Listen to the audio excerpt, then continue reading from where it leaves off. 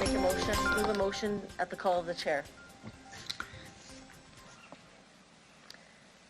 Councillor Shaw? Thank you. Any opposed? Seeing none, that's carried. Can I have someone please move the approval of the minutes? So moved, Hawkins. Any opposed? Seeing none, it's carried. Okay, we're going to now consider EX 21-4, the water utility rate information. This was tabled from the September 23rd, 2020 Priorities and Planning Committee meeting. Can I ask administration to introduce the report? Oh, actually, do you want to do the presentation first? Sorry. We have, with us today. Okay, good. Mr. Lacey? Yeah, thank you. Through you, Madam Chair, I'm going to make a very Sure. quick introduction. We do have a presentation here today to accompany the report. And so Ms. Bryden, Director of Assessment, Tax and Utility Billing, and Mr. Curtis Doney, Director of Water, Wastewater and Environment, will kind of give a high-level overview about our water utility, specifically around rates and how rates are determined, et cetera. This is coming out of a meeting back in December when the 2021 budget was deliberated by Council. There was a request for further information. So we're here today to provide that. And perhaps, Madam Chair, at your discretion, once the presentation is completed, I'll just have a few concluding remarks. Good. Thank you, Mr. Lacey. Okay, thank you. Ms. Bryden and Mr. Doney, if you could go ahead. Good morning. I am Deborah Bryden, Director of Assessment and Property Revenue Services. And with me is Mr. Curtis Doney, Director of Water, Waste and Environment. Council asked administration for information on the utility model and specifically in relation to two items. One being the implications of lowering the daily fixed rate or shifting the costs to the consumption rate in an effort to address affordability. And second, an answer to the question we all receive, why is my water bill so high? I don't use much water. In order to provide a clear picture of these requests, it's worthwhile to provide a general overview of the utility system. Curtis will talk to you about our utility system and related costs, and then I'm going to talk to you about the current rate structure and the impacts of the adjustments to the rates and ongoing work for the utility. Mr. Thank Doney? you. Through you, Madam Chair. I'm going to walk through our drinking water system, our wastewater system, and our drainage system at a very high level. There may be an opportunity in the coming months to provide more detail through a presentation like this. So our drinking water comes from Buffalo Pound Lake, and the Buffalo Pound Water Treatment Plant treats that water as according to a permit that's provided to us from the Water Security Agency from the province of Saskatchewan. That water is treated and it's pumped 60 kilometers to the city of Regina. That water comes to the location on Pasqua Street and 9th Avenue. There's two large reservoirs there. Those are 2 of 5 reservoirs in the city of Regina. So the drinking water is stored in those reservoirs. The water then goes into pump stations, and so there's also 2 pump stations in that same location, North Pump Station and North Zone Pump Station. One has a blue roof, you might recognize it. So those pump stations then pump drinking water into big pipes, and then smaller pipes, and eventually into your home. So when it gets into your home, we use the water for drinking, for showering, flushing our toilets.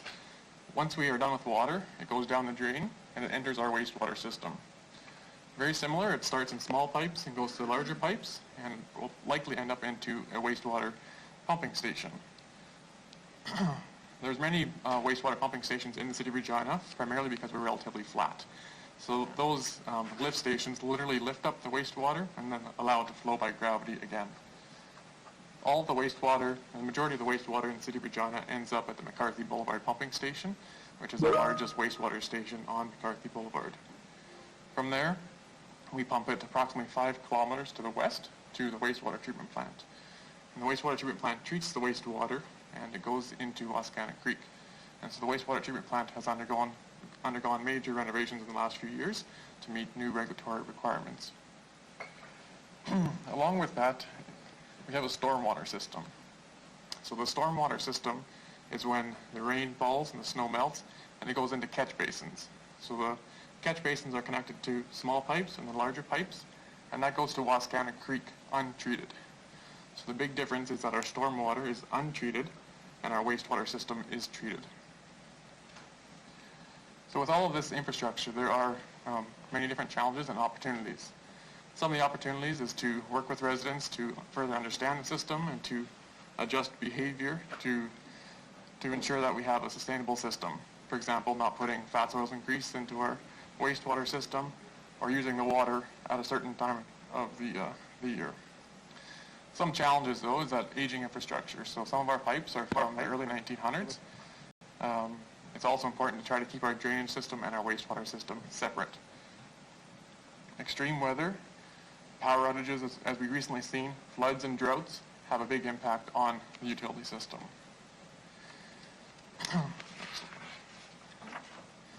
So as I outlined, there's a different cost to maintain the utility system.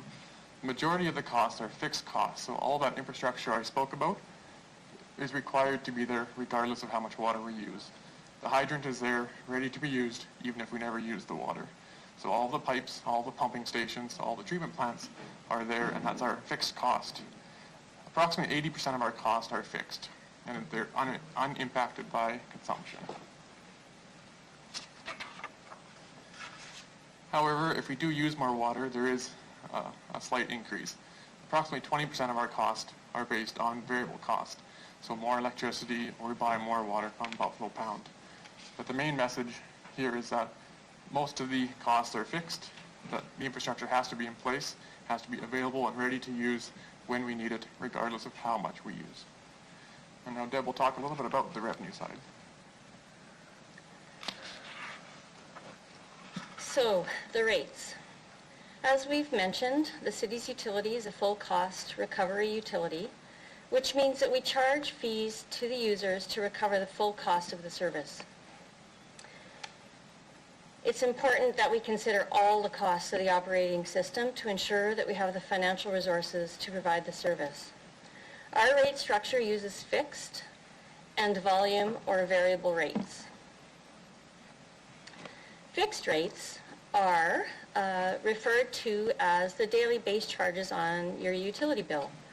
These charges are based on the meter size and are charged on a per-day basis, regardless of consumption. Our revenue generated through fixed rates is approximately 35% of our total utility revenue. The variable rates are referred to as consumption charges on the utility bill. This charge is a per cubic meter and is the same for all customers, regardless of the size of your meter. This rate is variable and is tied solely to water usage. Our revenue generated through variable rates is approximately 65% of our total utility revenue. The variable rate revenue is dependent on things like the weather or consumers' efforts to conserve. Those two items have direct impacts on our revenues from variable rates. This slide shows two bars showing our fixed and variable revenues alongside our fixed and variable expenses. The City of Regina's utility rate structure is similar to other utility systems across Canada in that our rates are not in direct alignment with the cost structure. To align rates, we would need to shift greatly towards the fixed rate and away from the variable, rather than the opposite. As shown, the revenues we earn are 35% fixed and 65% variable, while our expenses, on the other hand, are 80% fixed and 20% variable. The city needs sufficient revenues to fund the expenses, and we can move the rates around, but if we do not have enough revenue, we risk the long-term sustainability of our utility. We would need to find other revenue sources, such as the tax base, in order to fully fund the utility. So Council asked specifically to see the impacts of shifting the utility rates away from the fixed rate, increasing the variable rate. So if we shift the rates so that we decrease the base rate and increase the variable rate, what happens? Here we look at the impacts on a few typical customers. And there is a more detailed version of this slide in chart 2 on page 6 in your report. But as we look at this chart, it's important to note the customers in each case could be one of many different profiles, i.e. a single resident in a condo can be a high-income single professional or a senior citizen on a fixed income. For a single-family dwelling unit, the sample may be a family of 5, a single professional, or a senior couple, or a low-income family. In the case of commercial, there are many different commercial customers, such as restaurants who may use more water, or retail stores that likely use less. These examples do not include large industrial customers, but they are reflected in customer 7 in the report chart. Those customers would see a significant increase in their monthly bill with each rate increase. As you can see, in some cases, customers will see benefits of a fixed rate reduction, but not all. Even with a reduction in the bill for some residents, the reductions will not be targeted to those residents in financial need. In fact, in some cases, with an increase in the variable rate, residents who have financial need may be hit the hardest, families living in older homes with poorer infrastructure. In essence, rates do not solve the issue of affordability. Changing the rate structure can change where our revenues come from, the variable rate or the higher water consumers, or the higher water consumers already subsidize the fixed expenses. And changing the rate structure does not necessarily mean households with a low or fixed income would benefit. Some of our work underway the work in this report discussed the model, expenses and rates, but doesn't address the ability to pay. Council has requested a report related to options to help offset costs of the utility for low-income residents, and we'll be doing that work this year, and the report is scheduled to come forward in Q3 of 2021. We also have a plan in place to prioritize and meet environmental and system challenges to ensure a sustainable utility for many years to come. And work with the AMI project, there will be an opportunity for the utility rate to influence behaviors that will benefit both the utility and the users. This will also be an opportune time to incorporate an engagement strategy that will educate the public on our water. So that question, why is my water bill so high? I don't use much water. There are some important things to remember. The utility bill we receive is not just for the glass of water I pour every day. It also includes charges for sewer and drainage and recycling. Our utility is a self-funded model, a fully sustainable 25-year model, which is not common amongst water providers, and it's a good thing. We're taking care of our assets and planning for our future. The water that comes from our tap is coming all the way from Buffalo Pound. It travels a long way and requires treatment so that we have good, safe water to drink. The cost to deliver that water is the same for every resident, regardless of their consumption. The fixed utility rates only generate 35% of our revenues, while our fixed costs are 80%. We need to ensure that we pay 100% of our expenses in order to be fully funded. So we rely heavily on the variable rates for 65% of our revenues. We've shared a lot of information with you, and likely we'll look back on our notes and realize that we missed something. But I want to leave you with a few final thoughts. The actual cost of delivering good quality water to each resident is the same, regardless of how much water is consumed by the resident. Our current base charges do not fully fund our fixed expenses. However, our utility model is fully funded and sustainable with a solid plan for future requirements. Lowering our base rate alone leaves the model at risk. No longer self-sustaining model, we would need another revenue source. Lowering the base rate, increasing the variable rate puts a lot more pressure on the variable requirement and has different impacts on different customers. At the end of the day, lowering the base rate doesn't resolve concerns related to affordability. And we do have a report coming in Q3 of 2021 which will identify options to address affordability.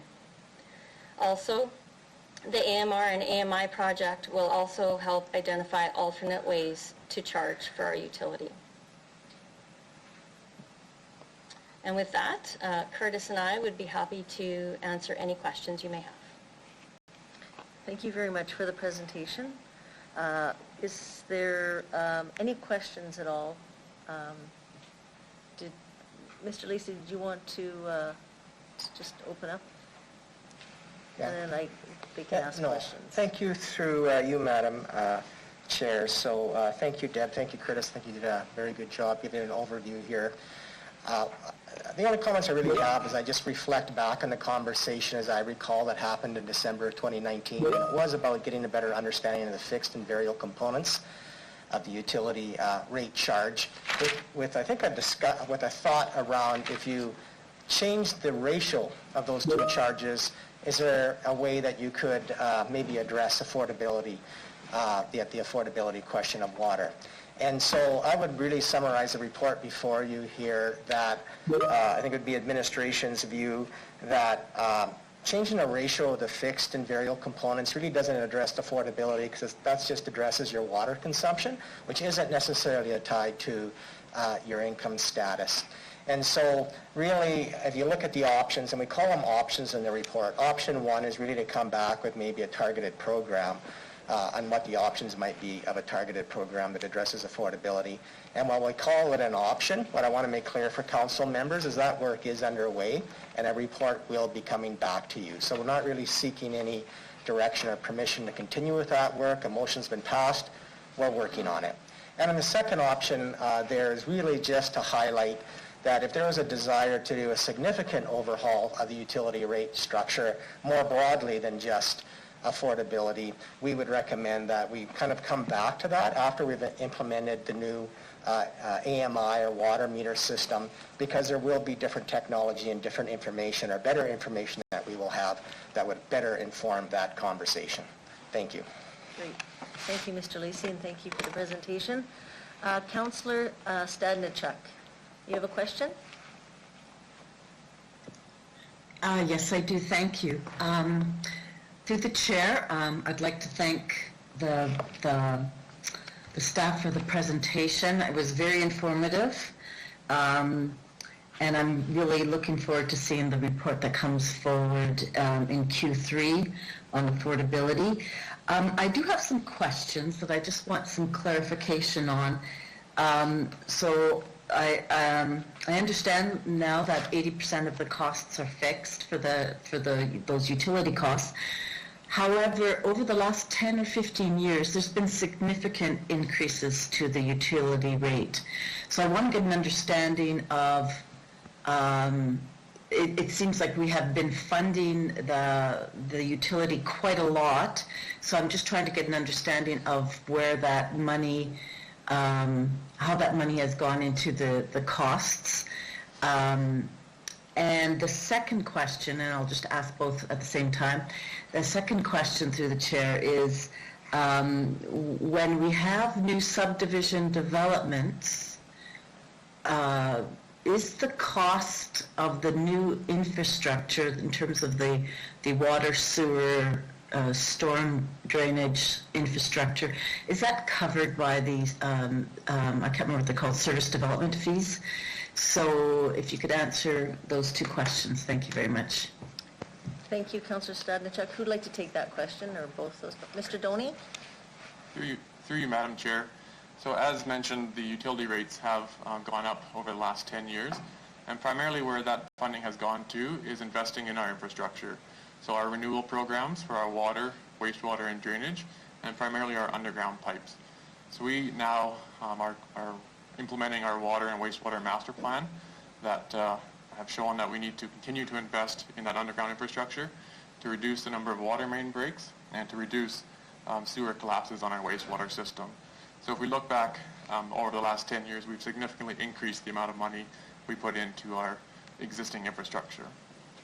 On the question of new development, I'll give it a test, and if I need some help, I'll get some help. But basically, the developers install all of the infrastructure, small pipes in the new development, and if anything is installed that supports the development and a larger community, that would be in our existing SAF fund, so our servicing agreement fund.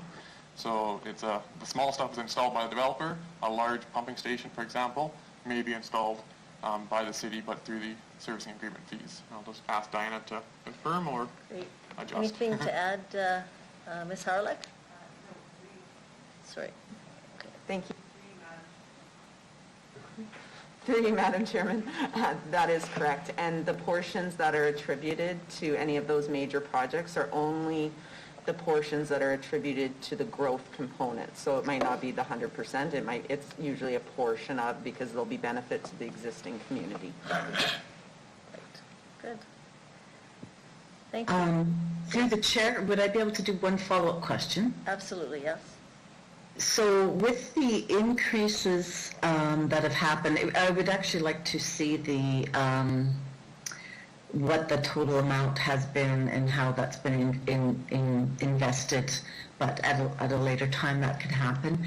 But are we going to, is the hope that eventually we will not have to increase the utility rates because our infrastructure will be more or less in good shape, or is there an expectation that the needs are so great that we're going to have to continue to increase utility rates? Thank you. Just for clarification, Councillor Stanichuk, was that list for the SAF dollars that you were wanting, or? No, for the total utility, the water charges. So the water bill that you receive, it's been increasing. At one point, it was like 9% a year, 4% a year. So, anyways, it's been increasing significantly over the last number of years, and so I'm just trying to understand where we are in terms of. I know that I get a lot of calls about water main breaks, so I know that there's still infrastructure issues, but I just want to get a sense of where's the gap? Is there still a significant gap? Great, thank you for that question, and that would, Mr. Lacey, if you would like to respond to that, that'd be great, thank you. Thank you, Madam Chair, and thank you for the question. So I think the first observation I would make is that the utility fund is a self-sustaining, fully funded self-sustaining fund. And so when we talk in our OCP about long-term financial viability being one of the key objectives of the city in the OCP, I would say the utility fund and how we have that model structured, that is a long-term financially viable model. And the second comment I would make is I think we are ahead of many other cities in this regard with respect to our utility models. So I do think it's fair to say if you go back 5 or 10 years, you would have seen utility rate increases in the range to 8 or 9%. And that was in part due to the fact that we were moving and ensuring that our utility model was sustainable. In the last 4 years now, including 2021, that increase has been in the 2 to 3% range. The last 3 years it's been 3%, and the year before that is 2%. So I do think that speaks to the fact that we've gotten our utility model to a financially sustainable position. And if you look at many of our neighboring large municipalities, typically their water utility rate increases now on an annual basis are higher than what ours have been the last 3 or so years. And I think that speaks to the work that was done by previous councils to get to the model to a financially sustainable position. I would also note that just with respect to the rate increases and where that funding has gone, so as part of the budget book in our annual budget planning, we do bring forward a utility fund budget, and that utility fund budget not only speaks to the operating costs and the maintenance costs of the facility, but also the capital plans and where the capital expenditures are planning to occur. So essentially, any of the money that's brought in through utility charges are either going towards the annual operating cost of the utility, the purchase of water, etc., but as well towards the capital plan. And the water utility infrastructure, as noted, a large part of it's fixed, but I don't think what people realize is that it's hundreds of millions of dollars of infrastructure. And so that capital plan usually is in excess annually of $50 million. So do we expect to see utility rate increases in the future? I think that's always a crystal ball piece, but given my earlier comments around where we're at from a sustainability piece, I think future rate increases will be reasonable and just reflective of the fact that operating costs do go up, cost of materials with respect to the pipes and all of the infrastructure that we got to put in place do go up naturally with the cost of inflation and just the cost of goods that you typically see. Great. Thank you, Mr. Lacey. Madam Chair, could I do one more question? Sure. Through the chair, just because that answer just sparked another question. Are there other ways of funding rather than through user fees in terms of funding this infrastructure? When we have other capital projects, we find other ways of funding. So I just want to know if there are other funding options rather than just through user fees. Mr. Lacey? No, thank you, Madam Chair, through you. So that's another great question. And so, when I refer back to some of our principles that are in the OCP, one of the principles is user pay. So those individuals that are using that service pay for that service. And so in part, that's why we have a utility model that we call self-funding, so that at the end of the day, the users are paying for that water service that they're receiving. Certainly, you can look at other funding sources. So other funding sources, if you think about that, the biggest one that comes to mind is the property tax base.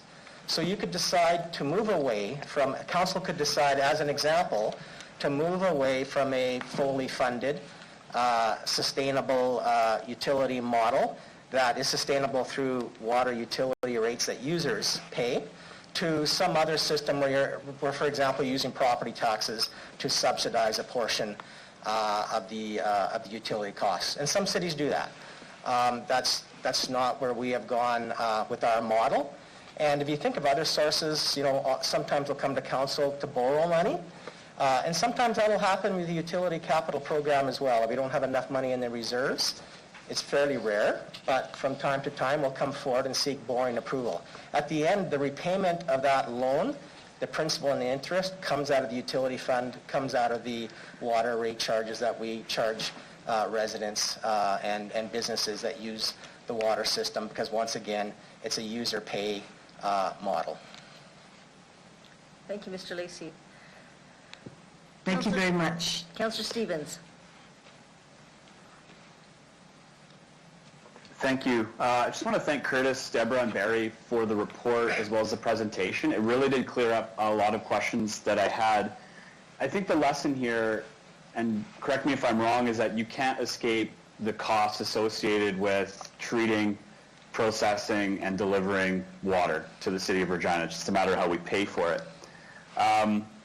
So I just want to make sure we're still on track for both option 1 and option 2, just to be clear, the redevelopment of the utility rate structure.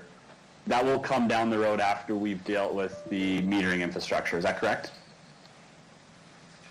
Through you, Madam Chair, that's correct. Option 1, we are on track to bring a report back to Council in quarter 3. And option 2 is just really kind of highlighting here that there are real opportunities perhaps for us to look at our rate structure and how we charge, and we have better systems and better information perhaps to do those things, i.e. in peak water usage periods, maybe charging a higher rate for water, like some power corporations do for electrical consumption, etc., just as an example. So right now we don't really have the ability to do that, and I think down the road there might be opportunities to analyze and look at whether that would make sense for us to take a different approach, and we have the ability to do that. Thank you. Through the chair, I have an undertaking associated with option 2 going forward. If it's more intensive than just an undertaking, please let me know, and perhaps I can consider an amendment. But to Councillor Stadnichuk's point, it seems like really the only surefire way of removing some of those base costs from the utility bill is to actually move or shift everything over, or some of it at least, to the property tax base.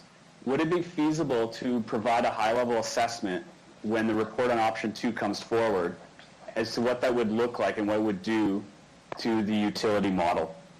To be clear, to actually move all of the fixed costs from a user pay system onto the property tax base. Is that something that you could consider, or at least report on, in option 2? Mr. Lacey? Through you, Madam Chair, I think that's certainly something that we can look at when we get, I mean, that is something I guess you could even do today, right? But that is something certainly that I think is an undertaking once we have a new system in place, that we come back and have a broader level conversation about our utility rate structure, to the councillor's question. You know, even under option 1, if you decide to provide some type of subsidy or grant with respect to dealing with affordability questions, I think you have a question there as council as well. How are you going to fund that? I think you made the comment, Councillor Stevens, that at the end of the day, the cost is the cost. So if council wishes to make decisions with respect to helping with affordability, at the end of the day, that funding has to be found somewhere. So, you know, I believe that there's a potential we could have that conversation at least on that option 1 piece, even when we come forward with respect to that discussion around option 1. So as an undertaking, yes, I'll commit that we can go away and at least bring something back more broadly when that AMI project is completed, to have a conversation with council to seek direction, etc. Noting that at the end of the day, a councillor, very valid observation, the cost is the cost. It's really about where you're paying it from. Okay. Perfect. Thank you very much, Barry. Through the chair, my final question, and it's only because we're talking about the utility bill, and this is mentioned in the report, recycling is charged on the utility bill. Will administration still be coming forward in the future with that waste utility model in its entirety? So in other words, a discussion about whether or not recycling or garbage should be on that bill at all. Is that report still pending?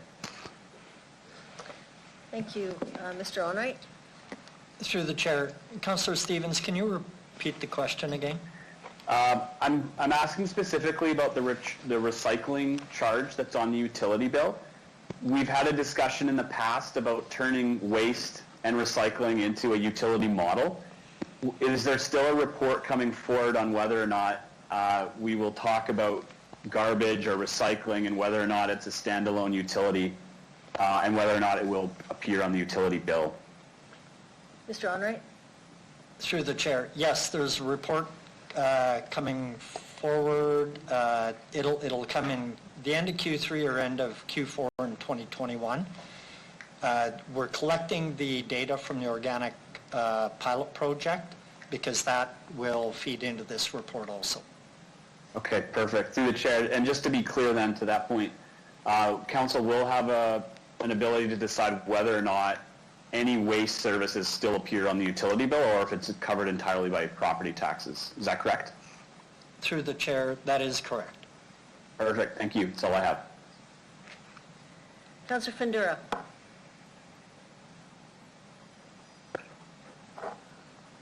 There we go. Thank you very much. Good morning, everyone. Happy Wednesday. I appreciate the overview and explanation, because I've been asking these questions for quite a while and maybe not necessarily completely understanding the impact or how it fits into the daily life of residents. So I do appreciate that. That makes a lot of sense, and I've learned quite a bit and looking at things a different way. But to you, Madam Chair, I have a few questions, if I may. First question would be it's a historical question. At some point, a few years back, the bill came to me every 2 months, and then it was changed to once a month. And I can understand the conversation from Mr. Lacey that certain things changed, infrastructure was deteriorated, so we needed more funds to keep up. Can I get explanation? Because I got those questions saying, well, I got the bill once every 2 months now, it's monthly, but they charge it out higher than they were for 2 months. Madam Chair, can I get if there is one, if there's an answer, or if there's a comment, I'll appreciate that. If not, I'll just leave it at that then. Mr. Lacy? Yes, thank you, through you, Madam Chair. So, yes, back in 2007, the city did transition to monthly utility billing. And this was mainly due to benefit the customer from a number of perspectives. One, we had been receiving feedback from commercial customers that moving to a monthly billing process was more in line with their accounting systems, and typically for most things they received monthly billing.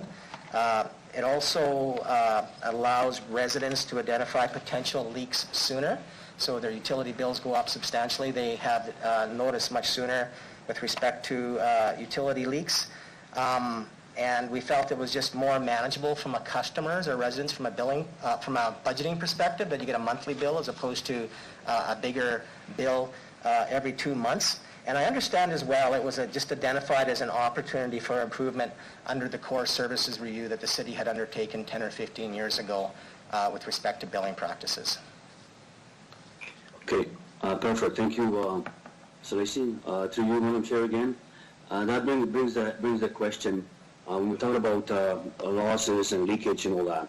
Now that we are doing, the vehicle drives by and reads the meter, does that give us a better way, or does that give us an eye on if there is a leakage in the house from maybe even a dripping meter or a softener or taps or toilets? Does that give us a better readout to inform the residents that they have a problem if they complain about the higher water usage? Madam Chair? Mr. Lacy? Through you, Madam Chair, I might refer that question to Ms. Bryden. I know her staff deal with that regularly, or perhaps Mr. Doney, but we'll start with Ms. Bryden. Ms. Bryden? Through you, Madam Chair. Yeah, absolutely. The monthly readings do help identify high water usage in residents or in businesses. We do have a report that we review on a regular basis for each billing cycle. And certainly, I'll take this opportunity, the AMI project, once that is implemented, that will definitely help with the high water usage even quicker than a monthly cycle, and potentially will create an opportunity for residents to be able to check their own meter readings from their phones, for example, if we have an app that allows them to do that. So yes, short answer to your question, yes, monthly billing certainly helps with identification of leaks or repairs required to internal infrastructure in homes. Okay, thank you. Another question, it goes to the how much do we have in our reserve right now? Mr. Lacy? Through you, Madam Chair, so I'm sorry, I didn't bring that number with me, but my recollection is it's around 80 million or thereabouts, and that's a little bit above, I think, its maximum reserve limit. I think the important point I would make through you, Madam Chair, is that within the next 4 years, that's going to be down to about 20 or 25 million. And so how that reserve works is we have an annual operating budget, and we collect revenues through the utility billings. Part of those revenues go to daily operating costs or annual operating costs, and the rest really go to the reserve to fund capital infrastructure. And so it's kind of an ebb and flow. You can think of peaks and valleys. So we build up that reserve, then we have major capital investments that we make, and then that reserve gets drawn down. So right now I would say the reserve is at a high point in that ebb and flow, and within the next 4 years it'll be at a low point as we make planned investments. Thank you, Mr. Lacy. So then the question will go to in 2021 we will be discussing, which the comment was made about every 3 years we debate on utility rates increases or decreases. Scenario in 2021, if we want to put a little bit of a relief on the residents, would be just going into Q3 of 2021, maybe would be a let's say undertaking to look at what would that do if we stay at 0, because we were at 9, then we went to 6, then we went to I think it was 3, then we went to 2, and we came back up to 3. And I believe I asked that question before, and I think I did vote it to see if we can relieve a little bit of pressure and put this on 0. So if there's an answer or a comment now, I'll take it. If not, then if that could be put to the Q3 to say, what would this look like if we're going to be looking at in 2021 to go again for the 3-year increases? Either we stay where we are, we go lower, higher, or go to 0. What would that do to, the funds for us to operate, right? So, Mr. Madam Lacy. Chair?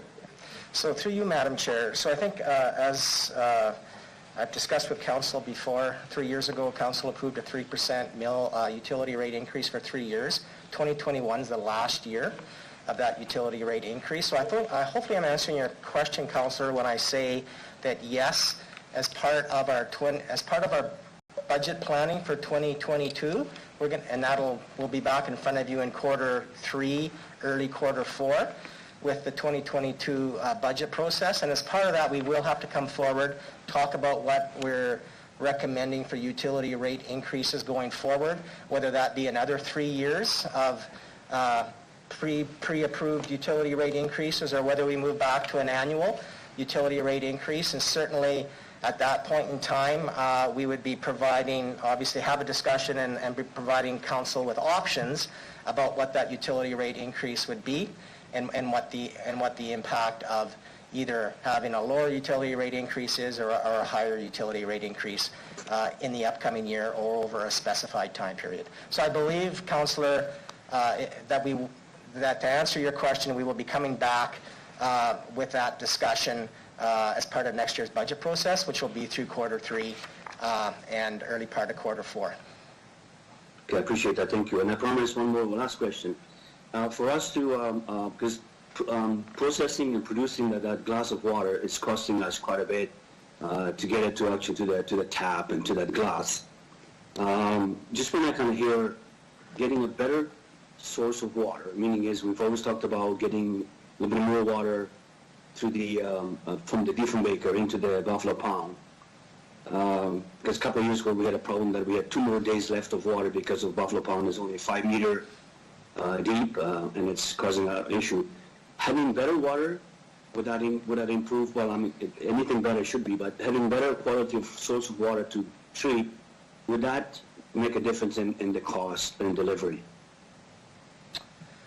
Yeah. Mr. Lacy. Through you, Madam Chair, maybe I'll just make a quick comment here, and then Mr. Doney might have some additional information. So really the sourcing of the water, the treating of the waters with the Buffalo Pond Water Treatment Corporation, who is a municipal corporation of the city along with the city of Moose Jaw. And whenever I've talked to them, they've always indicated that they believe, as far as volume of water, that the information they get from the province, which really monitors that stuff, is that they don't have any concerns long-term about volume of water. I think the bigger issue for the city of Regina is just the distance of our water sources and how far we got to basically pump the water to get it here to Regina, as we don't have any really locally available water source for that. Maybe I'll just ask Mr. Doney if he has additional comment. Mr. Doney? Through you, Madam Chair. Not a lot to add, just that a different water source at Buffalo Pound would not have a significant impact on the cost. As Mr. Lacy has mentioned, a significant portion of the cost is pumping it to the City of Regina. So obviously there's conversations with the province about providing more flow to Buffalo Pound through the channel, but we don't see that as having a significant impact on the cost of water being delivered to our taps. Okay, so if I may understand this, having the source of raw water for treating, it doesn't matter where it comes from. It will not change what the cost would be then for delivery. So, like you say, if we get a pure water from directly 100% from Diefenbaker and not drawing it from the Buffalo, it's not going to change the what it will cost us to produce that. Am I understanding this correctly? Mr. Doney? Through you, Madam Chair. So kind of just going back to the presentation is that 80% of our costs are fixed. So we will still need a treatment plant that can treat the water and pumps and pipes that can bring it to Regina. So there would be minor improvements in cost, but nothing significant because the majority of those costs are fixed. Okay, perfect. Thank you very much. Thank you, Madam Chair. Councillor Zakidniak? Hi, I just have one question, I think, and thank you for the presentation and all the information. So my question is about the report that's coming in Q3, I believe, of this year. So with the options to offset costs for low-income individuals, I'm interested in also hearing with that report options for that will also help conserve water. So I think those two, that those two being considered together is important. And so whether that's all of the options consider that, or it includes options that can help make the water cost more affordable for low-income individuals, but also help conserve water. So this could be, through rebates or incentive programs for infrastructure that will help save water, those types of things. Could we include some of those options in that report as well? Mr. Lacy? Through you, Madam Chair, we can, I might ask Ms. Bryden if she has a comment and perspective around that piece. I do know that a lot of the work that is being done around the new advanced metering system, I think provides a lot more opportunity for those type of things, as opposed to tying it to this particular report. And so I might suggest maybe that comes back as another undertaking with respect to, similar to Councillor Stevens' undertaking with respect to coming back once we have better systems and better information to be able to monitor and deal with those pieces. But with that, I might ask Ms. Bryden if she, what her perspective on that would be. Ms. Bryden? Actually, I think Mr. Doney's going to speak to that one. Mr. Doney, go ahead. Through you, Madam Chair, I was just going to provide a bit of information about our water usage over the last number of years. So even though the City of Regina has grown, our water usage as a city has not increased significantly, primarily due to all the low-flow toilets and low-flow shower units. So our water usage per person has actually dropped significantly over the last number of years, primarily due to conservation that's happened naturally. Not saying that we can't bring something forward to incentivize that even more, but just something to be aware of. Thank you. Councillor Zakidniak, does that answer your question? Not completely, but thank you. Yes, I did see that, and I think that's great that water conservation has, that this is something that our city is seeing greater water conservation. Of course, it can always be better. I can even think about myself that, there's always room for improvement. With the AMI, isn't that the case that, when can we expect, though? I understand that provides more opportunities for conservation, but when can we expect information based on that technology? My understanding is we're a few years out from that. Is that accurate, through the chair? Through you, Madam Chair, that's correct. That's about a 4-year project. So while I recognize that that will provide lots of opportunities, I feel that we could certainly find ways to incentivize water conservation in the meantime, in the next 3 years, and that, because we're already considering options to offset costs for low-income individuals, I would like to see how that can intersect with water conservation. So I'm still very interested in that being explored and those options being identified in that report in Q3. Okay, thank you. Is that possible? Ms. Bryden? Through you, Madam Chair, yes, we will certainly take that into consideration when we're bringing that report back in Q3. Great, thank you. Okay. Councillor Mole. Yes, thanks. So thank you for this presentation. It was very good, very educational for me. I definitely understand much more how the process works. Mr. Lacey, you mentioned the capital reserve is around $80 million. And I remember you previously mentioned water meters getting done, and that's the main portion. And then I heard the pumping station as well was potentially coming up. Is that coming out without there, or did I misunderstand? Mr. Lacey? Through you, Madam Chair, maybe I'll answer, but I'm not sure. I'm getting to your question. So, the capital budget for utility includes many things. So, it does include replacement of water lines, includes replacement of sewer lines, upgrades to our drainage infrastructure. We have many areas of the city that do have drainage problems, so the significant investment is being made over the long term in making drainage improvements. And then there are other components like upgrading pumping stations, etc. Some of that is funded through utility rates. A portion of that is often funded through SAF charges, as Ms. Hauerloch indicated, because typically you're building bigger pumping stations because of growth, so part of that is just not a replacement portion. It's dealing with a larger population.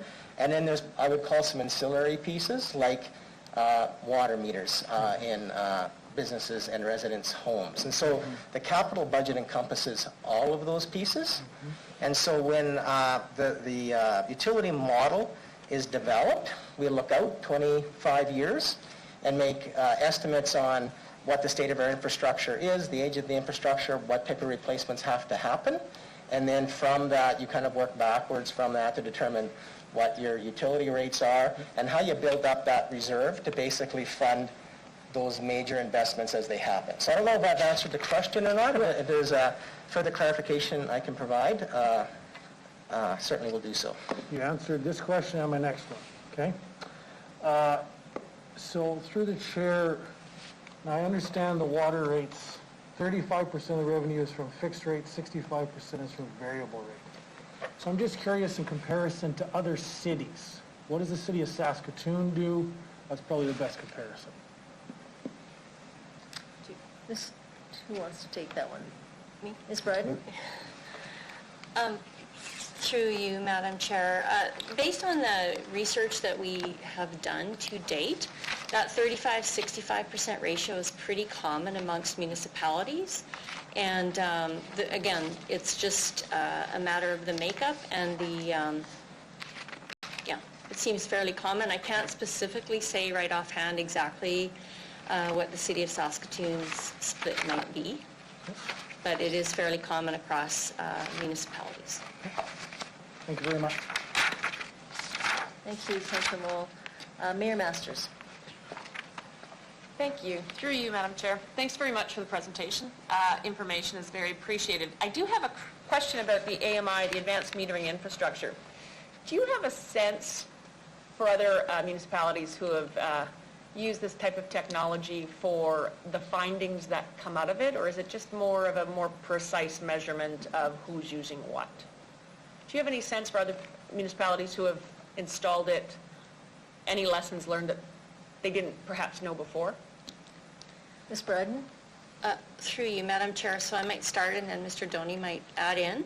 So we're currently working with a consultant who specializes in these types of projects, and they're bringing lots of information forward to us relating to lessons learned on municipalities that have gone ahead of us in terms of implementing the technology. So as we're going through the project, and as we're preparing to bring a report forward to council, we will be talking about some of those lessons learned for sure, and certainly including that information in our decision-making process.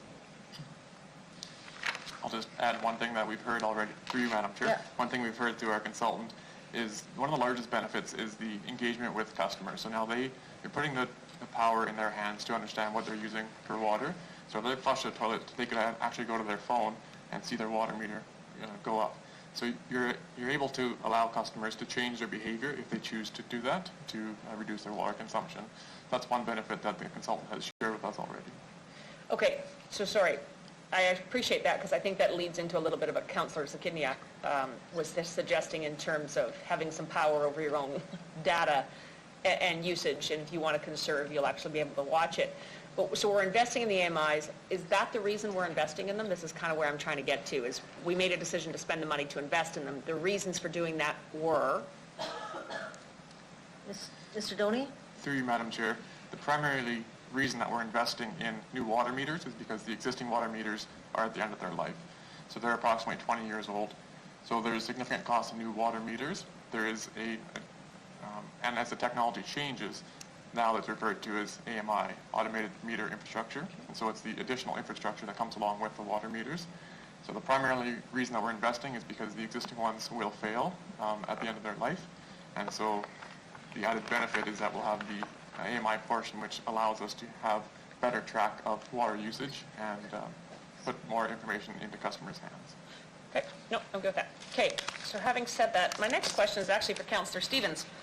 Councillor Stevens discussed, and actually Councillor Stanachek referenced it as well, in terms of somehow shifting the cost of water, which just costs money, from user, which seems to me to line more up with Councillor Zakidniak in terms of having some control over the use of water. Is there a reason for the question as to shifting the cost from the user drinking and flushing their toilet to a property tax base, which would be then landowners? Is there, what's the reasoning behind even questioning that? I'm curious. Councillor Stevens? Through the chair, yeah, my theory is, and based on my understanding of how the model works, is it would affect, or it effectively would be a way of addressing affordability. So high-value assessed homes would pay more than lower assessed homes and properties, and it would be a way of just shifting the capital costs associated with water onto property taxes. My understanding and what I've seen in other municipalities is utilities typically are a form of regressive tax. We call it a user fee, but it is regressive. The other point here is that if you look at other infrastructure, you know, it's assessed the same way. If I don't ever use certain roads or freeways and so on, I don't save any money. So some of it is actually just the assumption that we would align how we pay for the basic infrastructure of water and sewer the same way we pay for other infrastructure. And then just the cost associated with you turning on your tap is what you would pay for. So you're looking at it from a fixed versus variable, the fixed portion going to property tax because it's infrastructure, the variable rate going for user. Okay. Yes. Got it. I was just curious, more or less. And my last question is actually, the word sustainability is used, which means different things to different people, but I'm actually not satisfied with the explanation for what is deemed to be sustainable. You've used a 25-year utility financial model, which is fantastic, and please, by my question, make no mistake, I appreciate financial modeling, which is making a reasonable and responsible approach to infrastructure investments, so don't misunderstand the question. I guess my question is, on a 25-year model, where's the balance between people paying now for what someone 20 years down the road gets to use, or and is 25 years the right number? I hear it's correct for metering, but in terms of pipes, we have 100-year-old pipes, but we're putting that now on a 25-year model. Do you get where I'm kind of going with this, in terms of you pick 25 years basically for an amortization in order to fund a reserve fund, which now we're over the limit and we're going to deplete by $60 million for infrastructure investment. But are we burdening today's taxpayers on that 25-year model, maybe more than necessary, is my question. Mr. Through you, Madam Chair, I might ask Mr. Doney to make comment on that, as it's his team that does most of the work with respect to the model. Thanks. Mr. Doney? Through you, Madam Chair, very good question. I would refer to that as intergenerational equity. I can comment on the work that we do to understand the system. So the financial model is a 25-year model. as you mentioned, though, pipes are 100 years in length. So our asset management plans look at the entire life of the assets, so out to 100 years. So we've got a network of 3,000 kilometers of pipe. When do they need to be renewed? We have a general sense of when they need to be renewed over those 100 years. With regards to plant renewal, so the wastewater treatment plant, for example, was renewed recently, and that funding was in the financial model for a period of time until the trigger was pulled and the actual money was spent. So it is a balance between putting what needs to be done in the first 25 years based on infrastructure, but not overburdening the financial model so that people today are paying for something that they'll never use. Okay, and is part of the reasoning because we didn't have a reserve fund prior to however many years ago? Mr. Doney? Or is that the Through you, answer? Madam Chair. So we've had a utility reserve for many years, but I don't know how long. The financial model has been in place for many years also, but so I can't give you a full answer for that one. Sorry, through you, Madam Chair, I'm just not sure. So I think the reserve has been around for quite some time.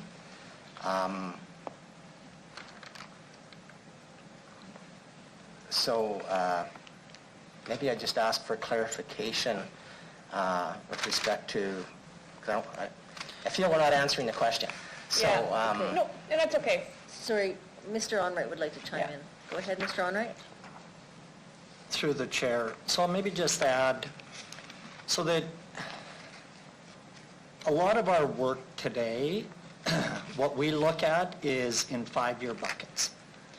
So we're planning out 5 years. We require X number of dollars for capital plan. The 25-year model shows the impact, and we are doing a lot of assumptions. So in some of those assumptions, we're taking into consideration community growth through Ms. Howrluck's area. What are the development plans? Where are the growth areas? And what is the infrastructure required to meet that growth? And I'll maybe just touch on Councillor Moll's question around capital. So if you think of the East Pressure Zone, that's a $100 million project. That planning started a number of years ago. But the money had to be built up because there's going to be a portion that is direct tax funded, and there's a portion that is SAF funded. But it's a $100 million project. And there's a couple of things to keep in mind also with utility.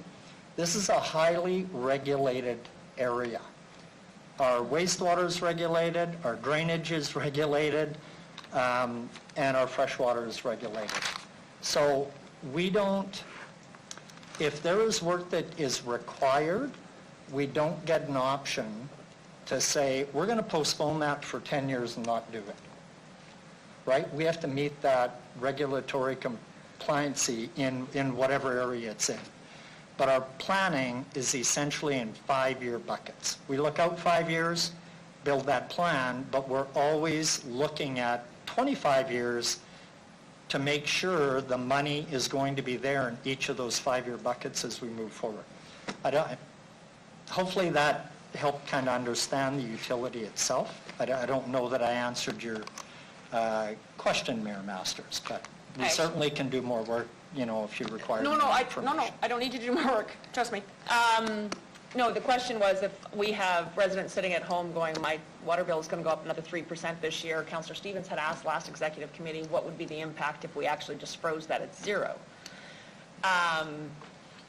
The question becoming, from a resident standpoint, yeah, we put it on 3 years, which I love. I love that predictability of 3 years out. But we're north of the limit of the reserve fund. If I'm a citizen going, why are you increasing my tax when you have 80 million plus in the bank? And that's where I was going with this in terms of, we put it in the bank in order to invest in hundreds of millions of dollars worth of infrastructure. And so to deplete it in any given year off the plan would mean that it may not be available in the next 5-year increments. That's where I was going. So you answered the question. Thank you. Any more questions? Mayor Masters, any more? Or Nope, I'm good. you're good? Councillor Moore. The chair, you said there was savings for the wastewater treatment plant that was built several years ago. It's a P3 model, so I imagine there was some money that the city put in. How much did the P3 portion from the private, did they put in, and how much do we pay monthly or yearly on that fee? Mr. Lacy, do you have that information, or? So, through you, Madam Chair, I don't have with me how much we pay EPCOR yearly. It is governed by a multi-year contract. Yeah. We can certainly provide council with that information. It does fluctuate from year to year depending on the terms of the contract because there are maintenance components built in. So some years there's more maintenance than others, as an example. Don't have that here, but certainly we can provide what the annual payment this year is. Secondly, with respect to the cost component, I think that you're referring to, I think you're, not to put words in your mouth, Councillor, but I think that refers to conversations that took place when council was originally deliberating what procurement methodology and how they wanted that plant to be built, right? And I do know there was a number of third parties involved in that assessment, and there was a decision that going with the current model resulted in savings over the model that had been in place before. And that was in the millions of dollars. I do not have that number here as well, but once again, that is certainly something that we can share with council members. Okay, additionally, the water treatment plant that has to be built or added to or whatever, I don't know the scope yet. It seems to me that's a traditional build. We're going to be looking for money. They're going to be looking for money to build it, shared between the city of Moose Jaw and provincially, federally, whatever have you, okay? That's going to be a traditional build, not a P3, correct? Mr. Lacy? Yes, through you, Madam Chair. So I just want to be careful with words like traditional build. Sure. Because I think people have a different concept of that. Yep. So I would describe that one. So first off, I would say that the Buffalo Pond Water Treatment Corporation Board did explore basically all the different models available to it when it was making that investment decision. And the path at the end of the day that they thought made most sense for this plant upgrade, I would refer to it as design build. So what that is they basically articulated their needs. They went to the market and then they said to proponents, hey, you come tell us how you would design it, and then with the option of then you building that design. But basically we will fund, like you tell us what the price is and then we'll pay for that. Yep. So some might call that traditional, but traditional usually wouldn't have that design and build kind of tied together. So not a P3 like the wastewater treatment plant. It is a different procurement method. Yeah, I'm quite familiar with the design build. That's good. So this reserve that we keep talking about here, can we use some of that reserve money to pay for this rather than borrowing it? Mr. Lacy?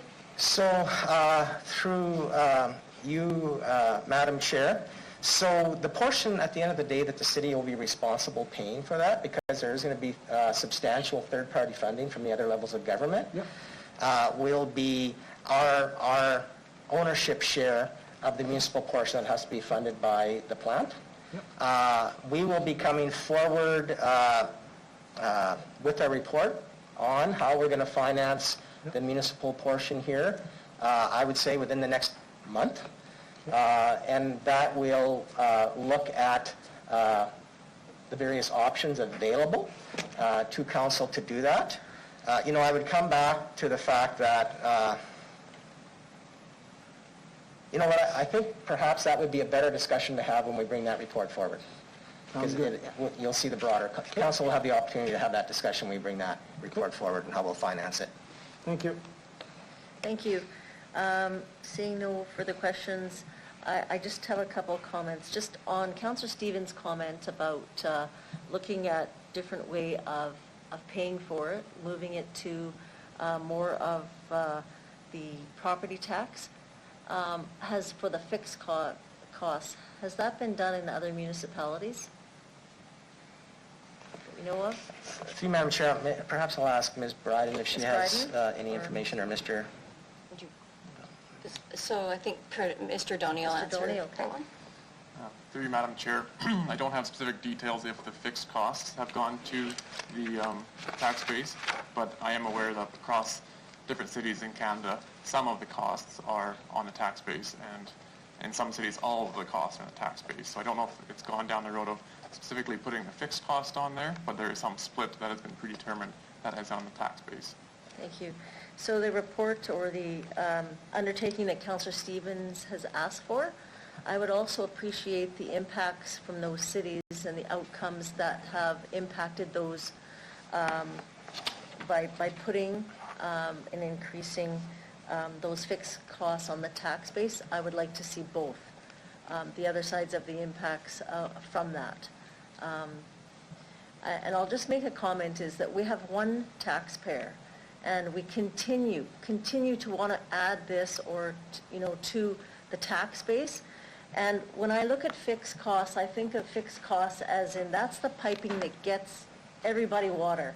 I don't know why we, as a community, would want to say, well, let's just have the put that on the tax so the larger homeowners would pay for more of that. Again, we all need that service.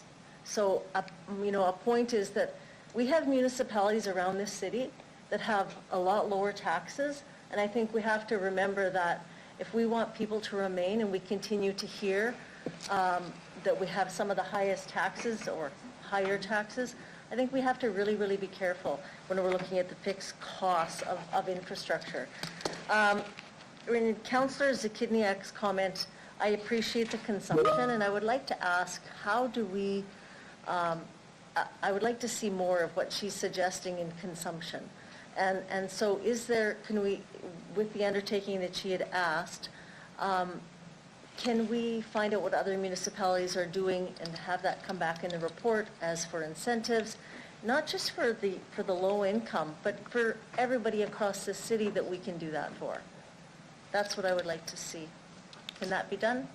Through you, Madam Chair, yes, we can include that, a survey type of thing across other cities to determine what they're using for conservation. Thank you very much. practices. That's all I have. Councillor Mancinelli? Thank you very much. I only have one question. A term was mentioned in this, I believe it was generational equity. I was wondering if that's something administration tracks and compares over the years for the state of the city, has compared to years gone by. Thank you, Councillor Mancinelli. Mr. Lacey, would you like to take that one? Yeah. Through you, Madam Chair, I cannot say that we formally track that or have a mechanism to track it. I would certainly say that when it comes to budgeting for capital projects, looking at our long-term financial planning, that is a key principle and consideration point as we develop and put those plans together. But I would not say that we have a model where we can definitively provide a number to council around that piece. Just to follow up, in conversations with residents and all the interested parties we get to meet as councillors, there's a recurring theme of how taxes continue to go up and the cost behind taxes.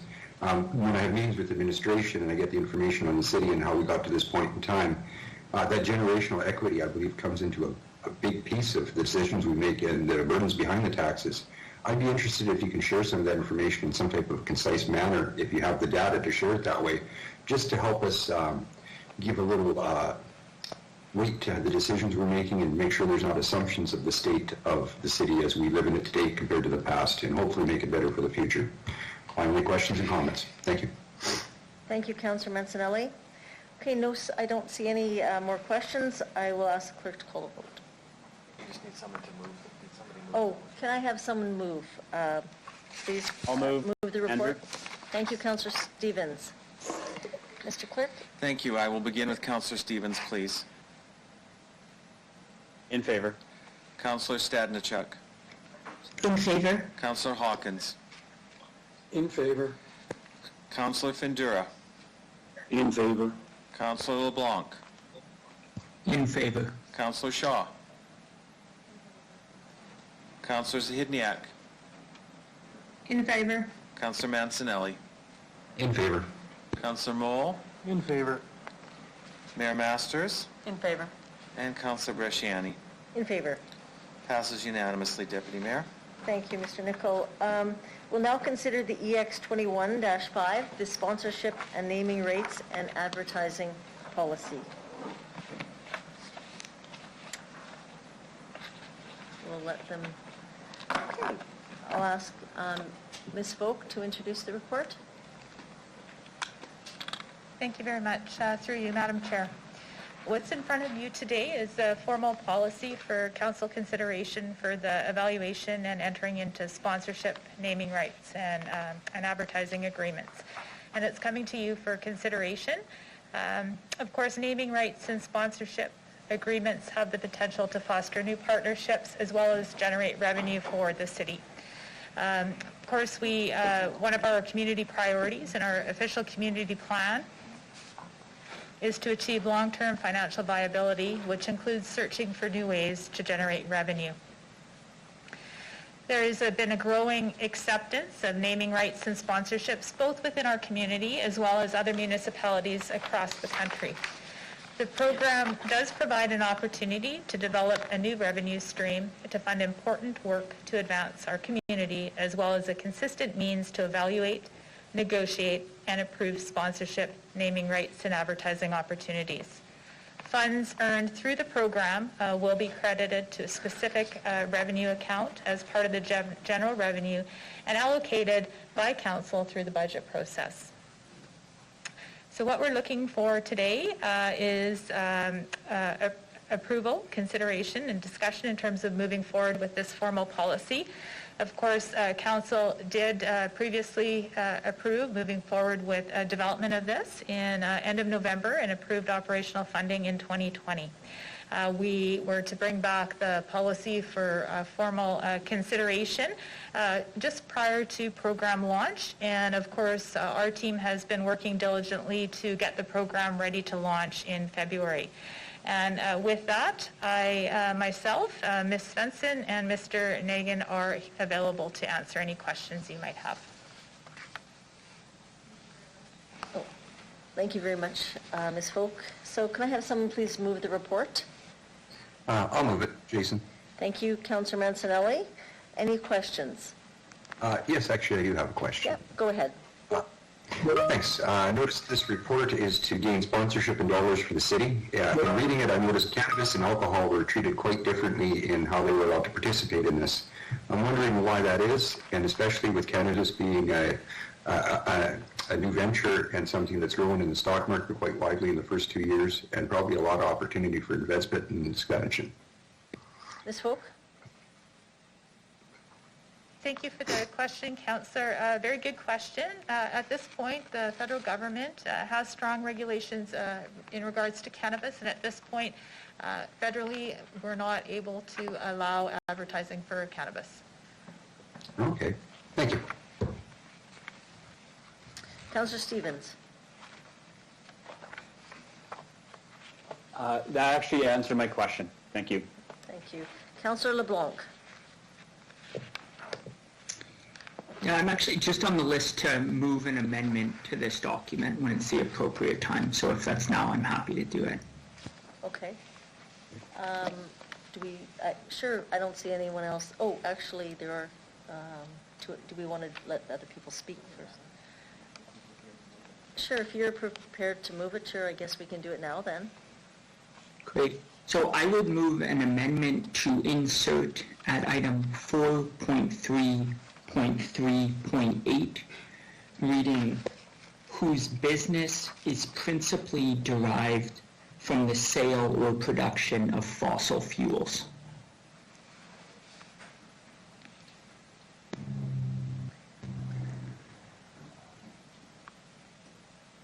Do you want him to repeat that?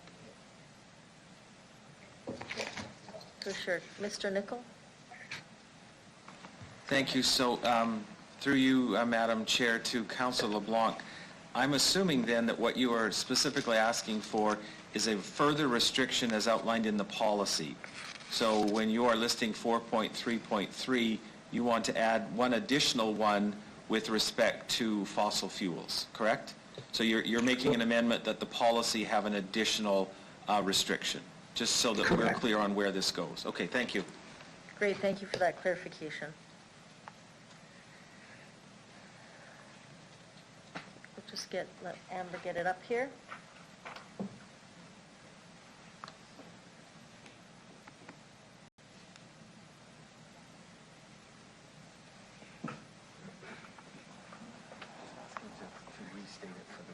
Sure. Councillor LeBlanc, can you please restate it for the clerk? Absolutely. So it would be at point 8 of that subsection, and it would read, whose business is principally derived from the sale or production of fossil fuels.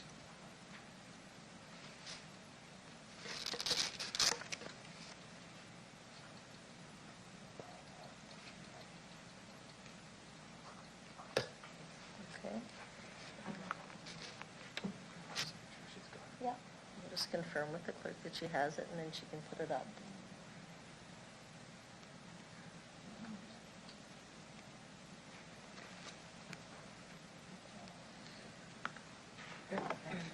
So now if you want to speak to it, then Yeah, you can well, ask him. we need a seconder though. No, not Oh, committee. oh, we don't, oh, okay, good. So Councillor Blanc, would you like to speak to it, please? Absolutely, thank you. So from my perspective, what this restriction section found at 4.3.3 really comes down to is the difference between company advertising in the city and the company sponsoring one of our buildings. I think this is most clearly laid out at 4.1.3 of the document. It says, sponsorships are associative in nature and therefore alignment to predetermined city values is necessary. I think that's the very reason why, we don't want sex, drugs, and rock and roll being advertised on our buildings. I think given this council's direction, I think quite courageously, quite strongly, that we are concerned about environmental sustainability. We are concerned about the amount of carbon used in our city. I think it is similarly or more inconsistent for us to have buildings and parks named after fossil fuel corporations than it is for us to be named after a pack of smokes. I think we can see that inconsistency quite clearly in that, we talk about sustainability in all of our meetings, and it's not just Councillor Zahidniak that's doing that. It's the rest of us too, and we campaigned on it.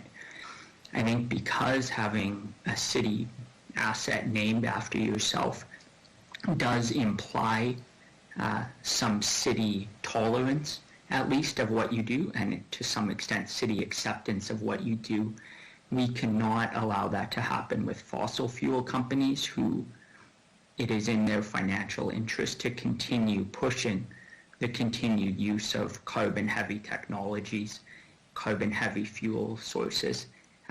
We need to distance ourselves from that and not allow them to gain legitimacy through their association with us. And I think it's important that we do that. I anticipate there may be some comments back that says, Saskatchewan workers, oil and gas, people on the rig, working hard, those are good Saskatchewan jobs. I think that's entirely true. I think obviously governments need to take steps to protect those workers and those jobs. But that's just as true about alcohol production or cannabis or tobacco production. Frontline blue-collar workers doing that work, same as oil and gas production. It is entirely possible for us to distance ourselves from the companies producing those things while still standing with the employees and the families who rely on that. So I don't think we need to pick one or the other. But in terms of picking between sustainability and continued carbon-heavy energy sources, I think we do need to make a choice. And I think we've decided that already. We just need to follow through with it. by saying we won't be directly associated with those fossil fuel companies. Thank you. Thank you, Councillor LeBlanc. Councillor Findura, were you wanting to speak to the amendment? I did, yeah, but Councillor LeBlanc explained it clearly.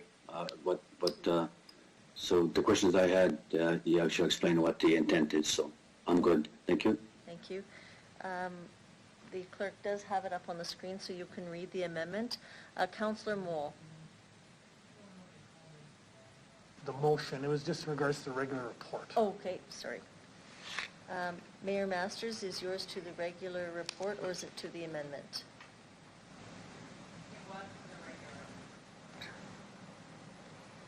I'm going to think about whether or not I speak to the amendment. Okay, great. Okay, Councillor Mancinelli. Mine is to the amendment. I didn't think I'd be the guy defending a fossil fuel company, and I don't mean to, but I realize a lot of these companies have transitioned from a fossil fuel company or a gas company to an energy company, and part of that transitioning is rebranding and advertising, and we're trying to gain revenue from this. I was just wondering if there's any thoughts on that line of thinking, and if it'll be affected through this amendment through the chair to Mr. Sorry, Councillor Mancinelli, was that for Councillor Moule? Yes, I believe LeBlanc. Oh, sorry, yes, Councillor LeBlanc. Go ahead. Yeah, thanks for the question, Councillor Mancinelli. I think you're exactly right. Some of these companies are trying to pivot to better sources of energy. I think we don't want to discourage those companies, and that's why I put in the proposed wording the phrase, so business is principally derived or majority derived from da-da-da, and that's different than the way that tobacco or cannabis is sold. So as I read those ones, if you sell marijuana 1% of the time, and do charitable works 99%, you're still cut. I think that wouldn't apply here. We'd be talking about companies that are majority fossil fuel. And I think you are right. It would catch some companies that are transitioning to better energy. We could look at someone like Shell, who's, 1% renewable energy, and maybe they'll be 2% by next year. They would be mixed by this. And, maybe that's a bit overbroad, but I think on aggregate it works out to say, in a world we live in, it's hard to get away from burning carbon altogether, no doubt, but people who are majority not doing that, I think, can get their names on our stuff, and we'd love to be associated with them. I guess that'd be incentive too in that fact. So yeah, thank you for the answer. Yeah, thank you. I don't see any other questions. Oh, Mayor Masters. I'm struggling with, if someone actually wants to convert to biofuel, it's still principally fossil fuel, even though it's biofuel. So someone like the Federated Co-op goes about a conversion, which is the only way they're going to stay alive 7 years from now anyways. But the Federated Co-op could not possibly make the list of sponsoring something with the City of Regina because principally, even at 80%, they're dependent on fossil fuel. I just feel it's a bridge too far when the city still has the right to deny someone who they seem to be particularly egregious. So if Husky Oil wants to do it and they're not moving anything towards, pick something, and they're actually the leaders in ethanol at a time, that we wouldn't consider taking funding from them because principally they make money off of fossil fuel. I'm sincerely struggling with this because this is like a long way away, and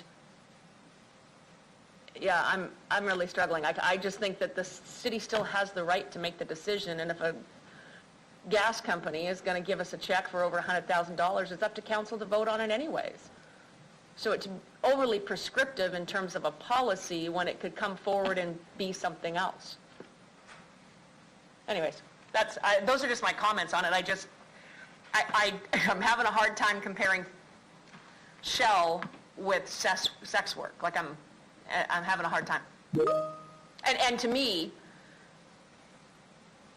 we know where we're located, and if we're a spot that could be open to production of biofuel, which again would still be principally fossil fuel going in, it's additives creating biofuel to reach global standards, we're going to say, yeah, we don't like what you do. I don't know. Someone else can speak to it, but that's my position. Thank you, Mayor Masters. Councillor, no. Councillor LeBlanc, were you wanting to respond to that? I was. Okay, yeah, go ahead. So I just direct councillors to it's repetitive, 5.1.1.1 of the policy says not all of these namings are coming through council. That only happens if it's $100,000 or more. So we could end up with some presumably ironically named Husky Center for Sustainability worth $99,000 and never see it. So I think it's worth being a bit prescriptive at this point. Thank you. Thank you, Councillor LeBlanc. Councillor Stadnicek? Thank you. I'm going to support this motion primarily because, well, I mean, I do think that we do need to start moving off fossil fuels. And in terms of advertising, it's not a question of if you support the industry or not, but whether or not you want to be promoting the industry or feel beholden to the industry. So in terms of advertising and sponsorship rights, I don't think that we want to be, as we're trying to move towards sustainability, moving off fossil fuels, I think it makes sense. Otherwise we could have, if we had some building or some facility named after if it's Shell Oil or another company,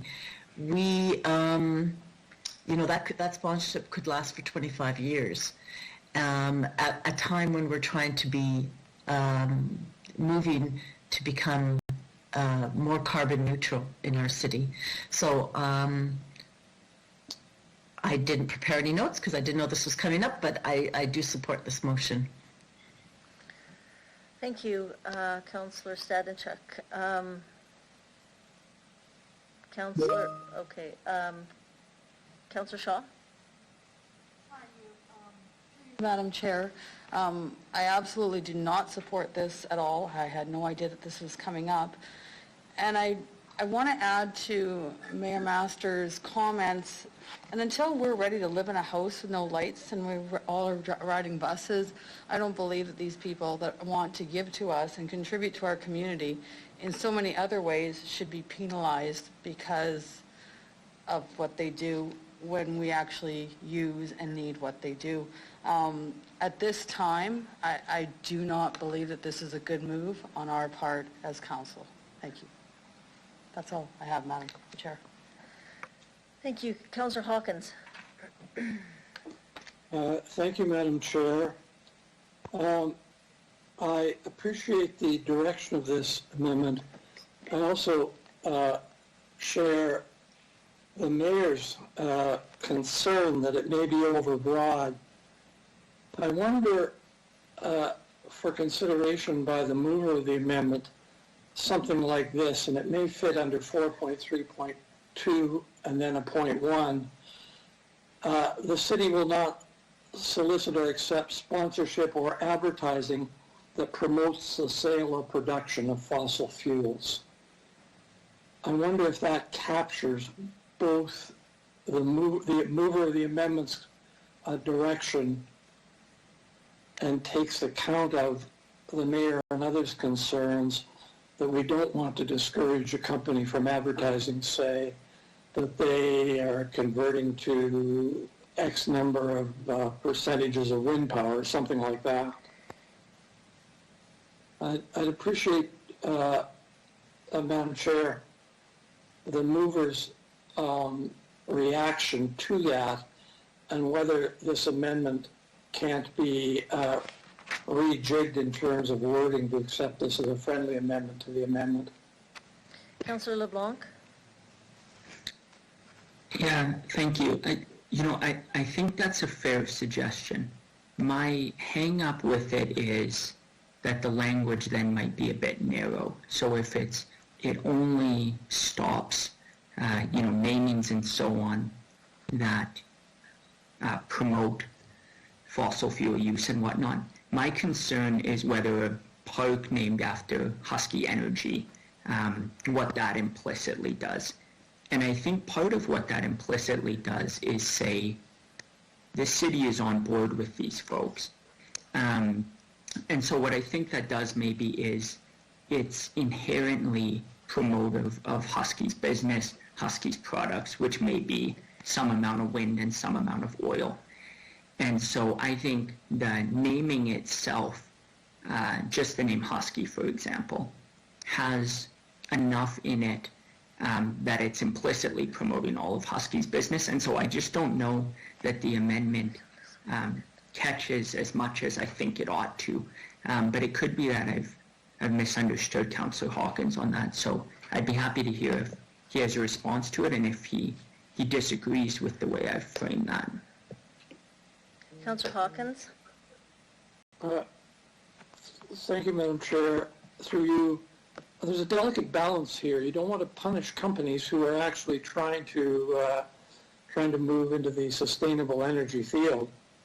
And companies do advertise themselves as doing that. I just think it's a delicate balance, and I'm not sure we captured it by the amendment in the sense that we're not here trying to prevent companies from doing good things from advertising. What we're trying to do is prevent advertising of certain commodities like the production and sale of fossil fuels. I'm not sure I can add anything further to that.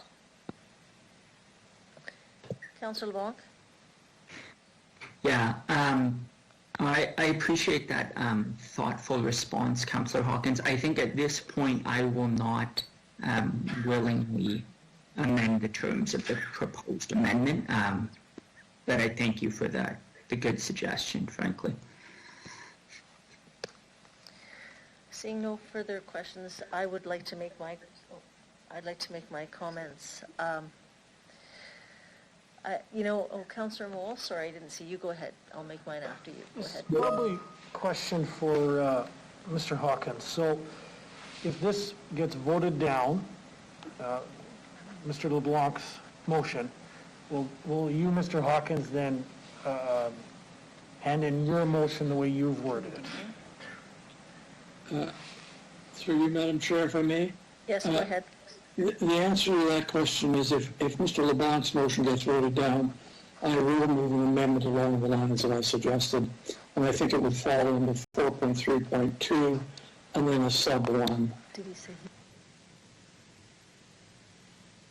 Sorry, I wasn't sure.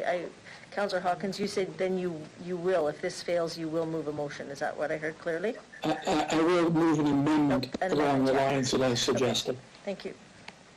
Councillor LeBlanc, oh no, sorry. I'd like to respond and then you'll be able to have the final say. Councillor LeBlanc, okay?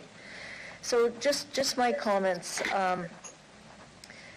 Councillor LeBlanc, can you give me some examples of the companies that you're talking? We've heard the Co-op, we've heard Husky Oil, we've heard Shell, we've heard what other companies? Because this paints, for me, the brush can be,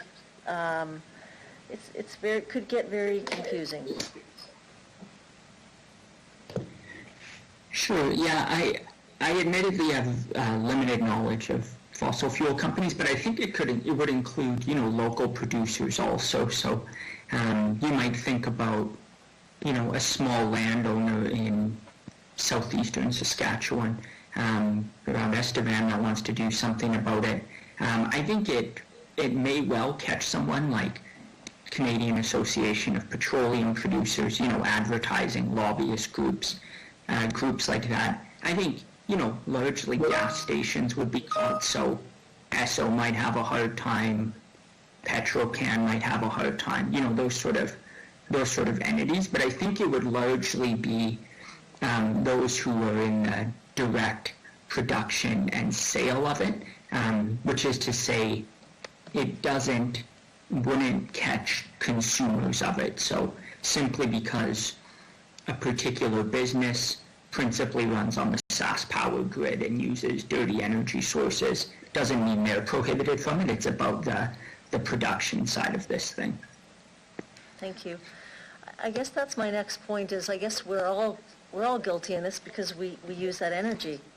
That's the concern I have with the motion here is that, and I'm going to ask administration here, what are your thoughts on this? And what have you, in your research in doing this, have you heard from other municipalities that have utilized the oil and gas industry as sponsors?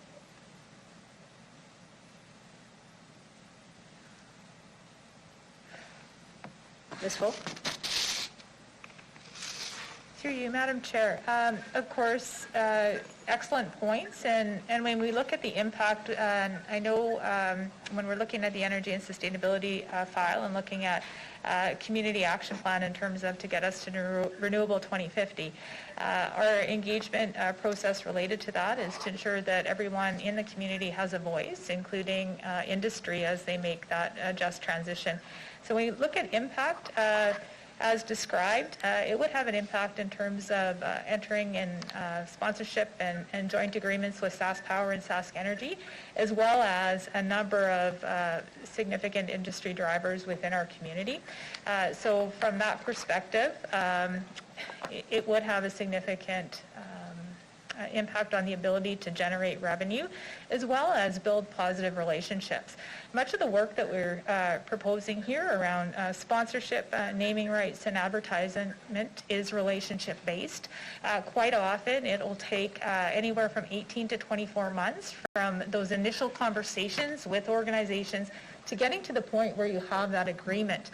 I also would like to point out, I know the policy does address sponsorship, naming rights, and advertising. Every time we're looking at naming a building or entering into an agreement, those would be coming forward to council for consideration. So high level, happy to answer any other questions from there. Before I end though, because I had one last point that I do want to make, you will notice that we are scheduled to bring an information report back to council in December 2021.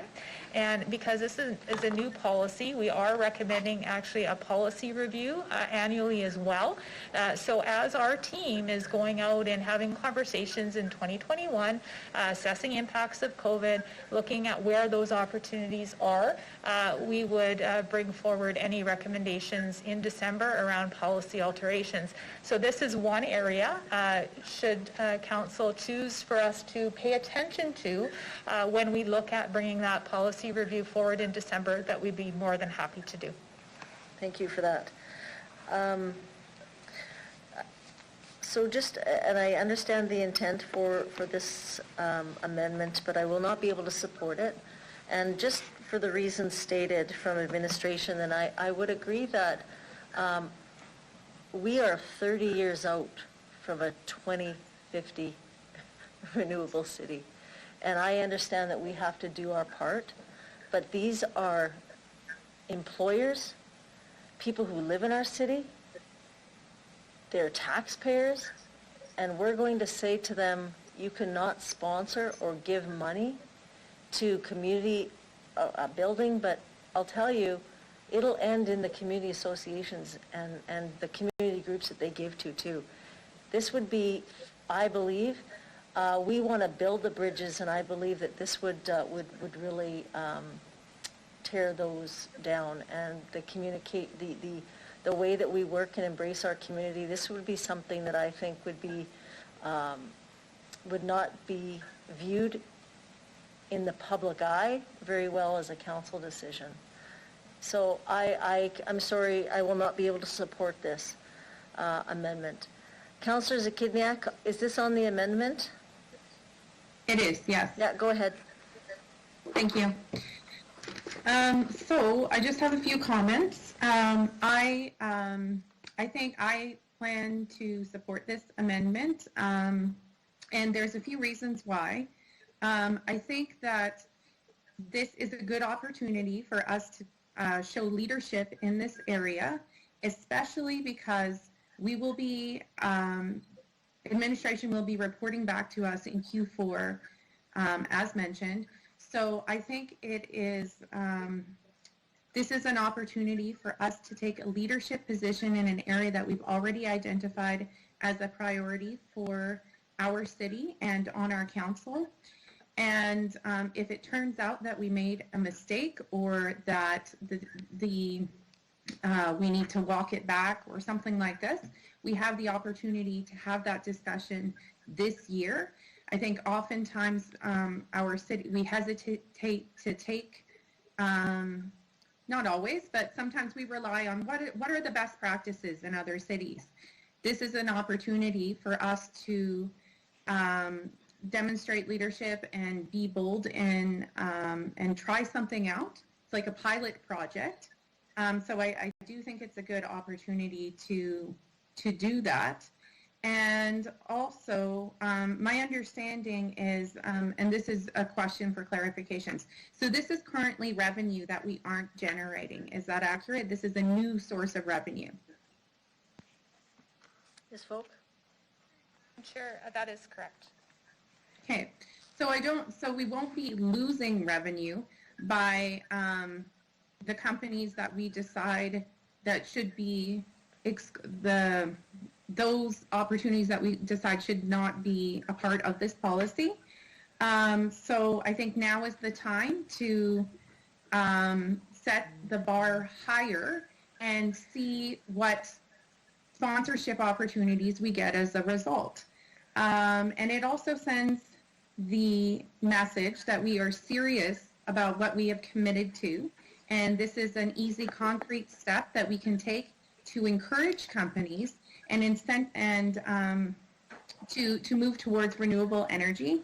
And for those that it's because it says those who are primarily getting their revenue from fossil fuels, it still opens up the opportunity for those who are, the majority of their revenue is not from fossil fuels. And it also, for those who are making that transition, it gives an opportunity for us to incentivize that change, and also to when people are doing that to show our appreciation for their efforts.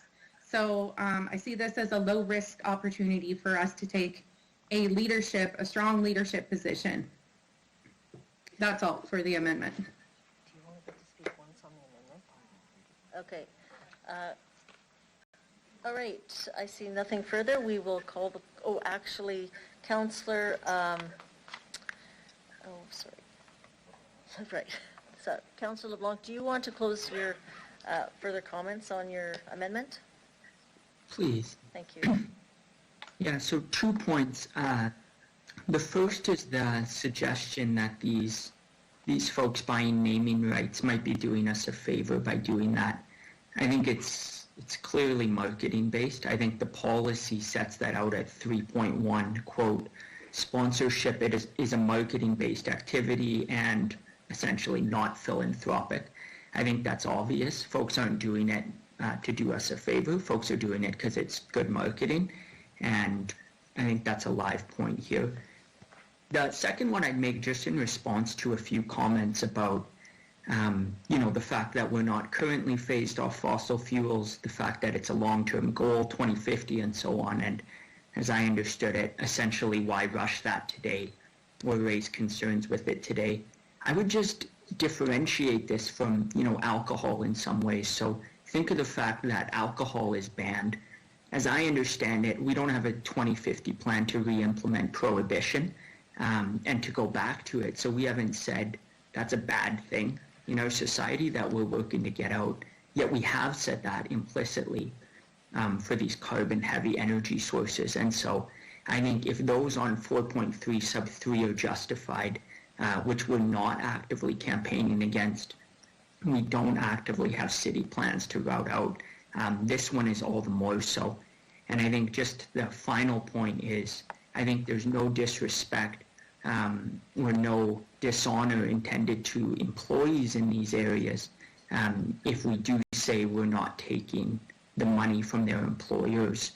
In the same way, we're not saying SLGA workers are bad because we're not letting alcohol be a prime name sponsor. So I think it's entirely possible to say we don't agree with the promotion of the product, we respect the workers, and this is part of how we move forward.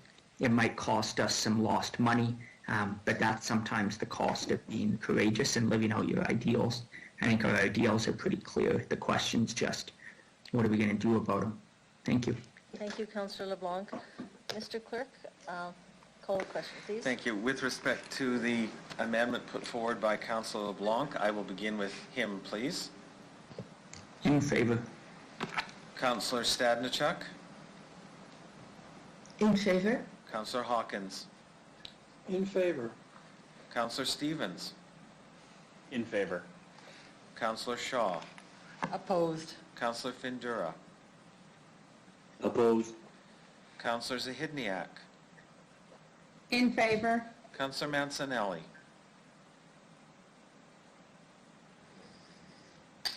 I am. Councillor Mancinelli. I'm in favor.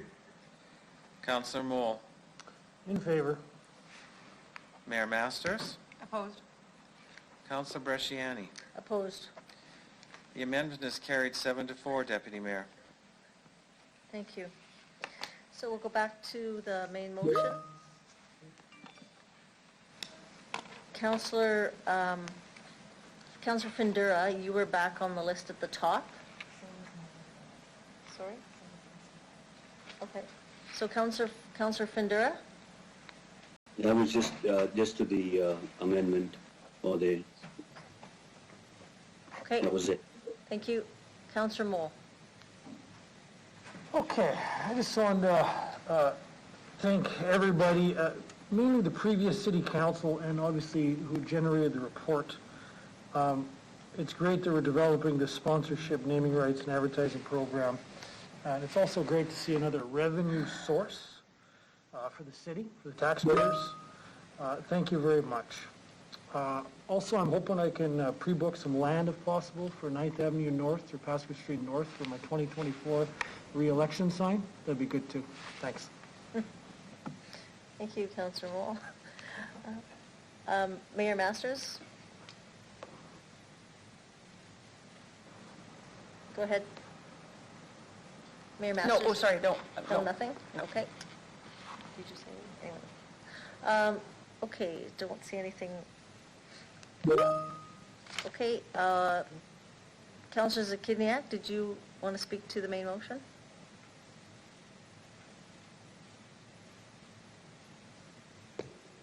Sorry, yes, I did.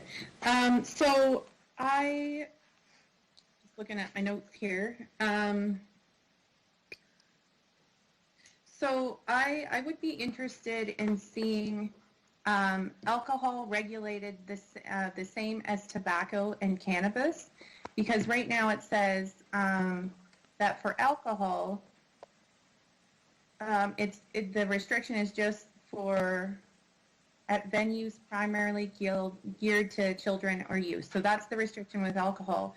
Well, so my position on that is because alcohol, tobacco, and cannabis are all they're all legal substances that, have addictive properties. I think that it would make sense to, however we do it, to regulate all three of those the same. So if I could get a response from administration regarding that. Ms. Folk? Through you, Madam Chair.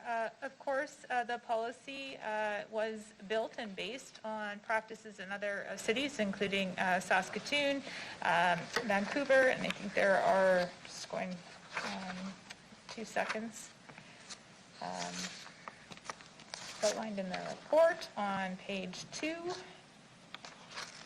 Calgary, Edmonton, Saskatoon, and Toronto. So based on those organizations, and of course the advertising guidelines set by the marketing and advertising guidelines in Canada have been established, and there are regulations in place that outline that, and that is the basis of the recommendation. Again, we can adjust the policy based at the will of council. Having said that, again, this is a piece that will have an impact, and we will report on the revenue impact when we come forward in December.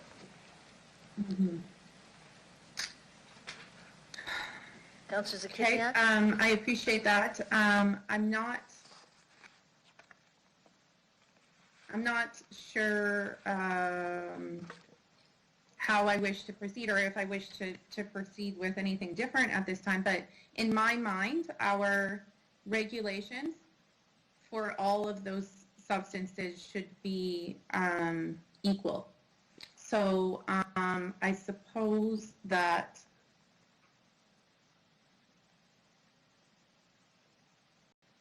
maybe I can, if somebody else wishes to speak, maybe I'm just going to give that some thought. Yeah. Thank you. Any other questions from council? I have just one. Just in regards to, we did talk about when this report came, and we talked about it, we talked about hiring one individual to go out and kind of be the key person. How is that going to work now with citizen services taking it over, and how will that process work through the... Through you, Madam Chair. So we did engage a manager in 2020. The council did approve this program and budget to go with it in the 2020 budget process. The intent was that as the program grew, so if we flash back to the conversation on the floor of council in November, the intent was there were revenue targets that we were working towards achieving. As we were meeting those revenue targets, we were going to continue to add to the team to make sure that we were able to fulfill requirements associated with sponsorship and naming rights. Of course, the intent is for that program to be self-funding. We've been doing assessments of impacts related to COVID-19, and we are seeing agreements coming to fruition within the community in this space. So we're projecting for this year and 2022 that there would be a net, so positive revenue gain in the range of $100,000 and $250,000, so up to $250,000. As those relationships are built out, and of course this was the next step in the process, was to get this policy in place so we could launch the program for February and start to go out and build those relationships and enter into those agreements, knowing that they take 18 to 24 months out. So based on some of the policy shifts and adjustments, I can guarantee that the revenue projections will shift substantively, and that is a piece that we will endeavor to bring back in December. Thank you. Just in regards to if someone wants to donate $250,000 or $500,000, how does that play out in the type of building that they may get? So if we're going to build a new pool, how would that work for the naming rights? Is it the size of the building? Like how would that be determined? That's an excellent question, Madam Chair, through yourself. Of course, those are usually result in a number of months of ongoing conversations and negotiations that are addressed. We have our manager who comes with us with much experience in the sponsorship, advertising, and naming rights area. There is also a bit of a science to calculating that number.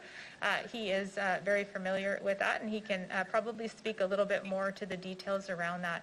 Just want to reiterate again that most naming right deals range anywhere from 5 to 10 years, depending on the agreement and the arrangement with the partner that you end up entering into the conversation and discussion with. Of course, the policy also does outline a number of steps that we would take, including ethical scans, ensuring that there's alignment with our corporate values, our priorities, etc. and moving forward on those elements. Anything when it comes to naming of a building proper would come to council for consideration, and then any agreement past a 5-year time period would also come to council for consideration. I might ask Mr. Nigan if he has any more details that he can share with Executive Committee around assessing value of sponsorship, specifically around naming rights. Thank you. Mr. Nigan? Hi, good morning. First, thanks everyone for letting me be here. Through you, Madam Chair, yes, I think Ms. Folk hit the nail on the head with a lot of the components there. One of the big things when looking at, especially when it comes to naming rights of facilities and the overall price that's attached to it, there's a lot of factors that go into it. Some of the things that we look at with not just putting a name on the building, but that company or that organization's activation, if you will, their ability to activate on that naming rights to really enhance the experience of the user groups using that facility. And there are numerous examples throughout Canada even of other named facilities. And so we really use a lot of those models to see kind of the overall size of the facility, what other, I guess, municipalities have received for similar rights in the past when it comes to naming those.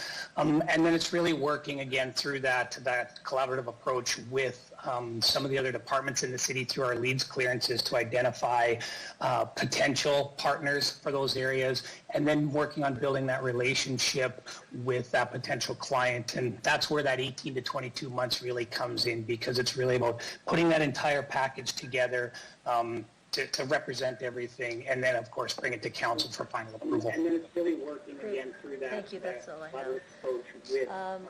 So we have Councillor Hawkins. Identify potential partners for those areas. Thank you very much, Madam Chair. I am going to refer to 4.2.1.6, which says all political advertising must indicate that it is paid by a party or candidate to avoid any impression that the city is supporting any particular party or candidate. My concern is that that doesn't go far enough. My concern is, in fact, that the city, on city property, we should not be advertising political parties or political candidates. I think it will inevitably lead to the very impression that that 4.2.1.6 is concerned about, and that it will leave the impression that somehow the city endorses some candidate or some party. So to that end, I would like to move an amendment, and the amendment would come under 4.3.1, I guess, and renumbered .3, but I leave the numbering to others. And the amendment is just simply that the city will not solicit or accept sponsorship or advertising from any political party or political candidate.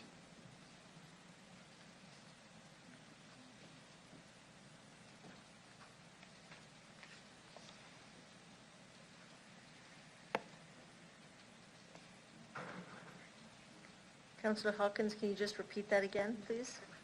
Yes, I can.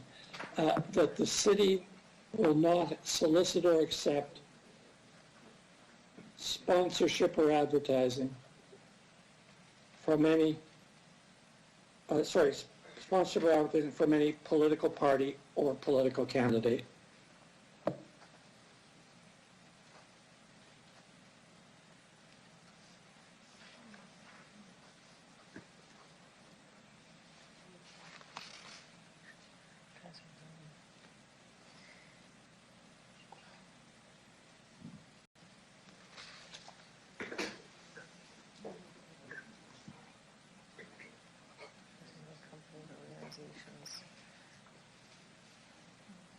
Political party.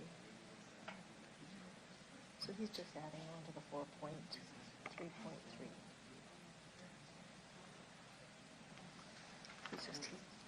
He's just adding on to the 4.3.3. Yeah, so Councillor Hawkins, you're just adding on to the 4.3.3. Is that right? Like it reads the same way. Yeah, where I think it really falls is 4.3.3, and then the current point, 4.3.3 would be labeled 4.3.4. But I'm not concerned about where it is so much as I'm concerned about the idea that the city must be and appear to be neutral when it comes to political parties or candidates. Okay, good. We've got that down. They'll figure out where that will go. We have an amendment on the floor. Does anyone want to speak to it?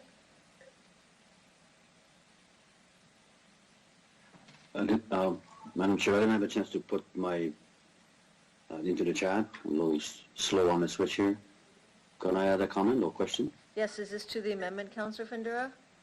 Yes. Yes. Yes, please do. And if I can just ask councillors, if you do want to put your name in, just put it attached and put amendment beside it. It just makes it, because we've got a whole list of names, and it's either to the main motion or the amendment. Go ahead, Councillor Findura. Okay, thank you. Just a question to the mover, Councillor Hawkins. Eliminating all of the parties, my thoughts is that if one advertise, two, three, whatever they are, can advertise at the same time, or are you just talking about any government, any political parties advertising? Is that the intent? Through you, Madam Chair, my intent would be that no political party or no political candidate could advertise, because, as I said, I fear it leaves the impression that somehow the city is not completely neutral in these circumstances. And that's especially true given that some political parties and some political candidates will have monetary resources for advertising that are much greater than others. So, to you, Madam Chair, I just want to kind of get myself wrapped around this. So if I'm looking at let's say, an MLA or MP on a billboard or on the portable sign on the property somewhere, advertising in the area that they represent, is that what we're talking about, or am I thinking something different? Madam Chair? Councillor Hawkins? Thank you, Madam Chair. I'm thinking that advertising that says, my name is John Jones, vote for me. My party is the ABC party. It's wonderful, vote for it. So what we normally think of as political party or political candidate advertising. Okay. Madam Chair, just as I'm asking, so then when it comes to the election time, is that going to eliminate how that works, or that's totally different? Through you, Madam Chair, if I might. Yes, go ahead. It would eliminate political advertising both during the election time and outside the election time. It would eliminate vote for me, vote for us kind of advertising. So then that just leads to another question, Madam Chair. So that would then eliminate any kind of at election time for council, school board. Would that catch that part as well, Madam Chair? Councillor Hawkins? Madam Chair, thank you. These are interesting questions. This would be subject, of course, to provincial and federal election advertising law, which may have an impact. But apart from that, yes, it would eliminate political advertising from municipal candidates, school board candidates, provincial, federal candidates. Okay. Okay. Thank you for that, Councillor Hawkins. Thank you, Madam Chair. Thank you. I need some clarity. Mr. Holden, could you chime in here, please? And put you on. Yeah, go ahead. So I'll start, and then I might ask Mr. Nicol as our Chief Returning Officer. But this is about the sale in terms of advertising for political parties. So this will not impact the ability of a candidate during a municipal election or a provincial election to knock on someone's door and say, I want to put a lawn sign in front of your house. Right now, we do not accept that type of advertising or those types of lawn signs on city property. So there's a definite distinction. One is through advertising sponsorship. This basically says that we will not accept sponsorships. But to Councillor Findura's comment, the normal process of candidates promoting themselves or their party, that won't change. in terms of what you see. It just will not be allowed on city property, and it isn't today. I understood that you could not put a sign for an election sign on city property anyway. That is correct. Okay.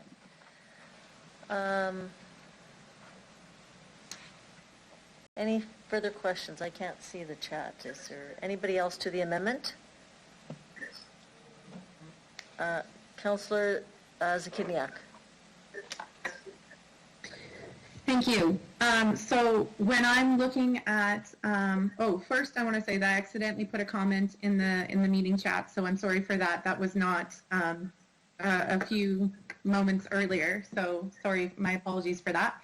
But so when I look at the requirement section 4.2.1, or sorry, it's actually Councillor Hawkins, I think this is specific to section 4.2.1.6. Please correct me if I'm wrong. All political advertising must indicate that it is paid by a party or a candidate to avoid any impression that the city is supporting any particular party or candidate. So that's in the current policy. Is that the part you're referring to, Councillor Hawkins? Madam Chair, through you, if I might, I use 4.2.1.6 as stating a principle. I'm concerned that 4.2.1.6 does not go far enough because it indicates that a party or candidate can advertise if they've indicated that it's paid for by them. I would go further in this amendment and say no advertising from political parties or candidates. Okay, thank you for that clarification. So I support this amendment. One of the things that I think is one of the reasons that I decided to run municipally is because of the fact that municipal politics is not affiliated with political parties. And I think that that is an important component of our of how things work in our community, that we should ensure that this new policy is adhering to those principles and promoting our lack of affiliation with political parties. I agree with Councillor Hawkins that the current phrasing in the proposed sponsorship policy leaves the opportunity for political parties to advertise, and yes, there would be some notation that that it would indicate that it's paid for a party, but that doesn't distance us enough from the political party structure, which we have consciously, as a municipality, separated ourselves from, and I think there's very good reasons for that. So I agree that it doesn't go far enough, and I think we need to maintain that objectivity and distance from the political party system. So thank you for that amendment, Councillor Hawkins, and I do plan to support it. Thank you. Anyone else on the amendment?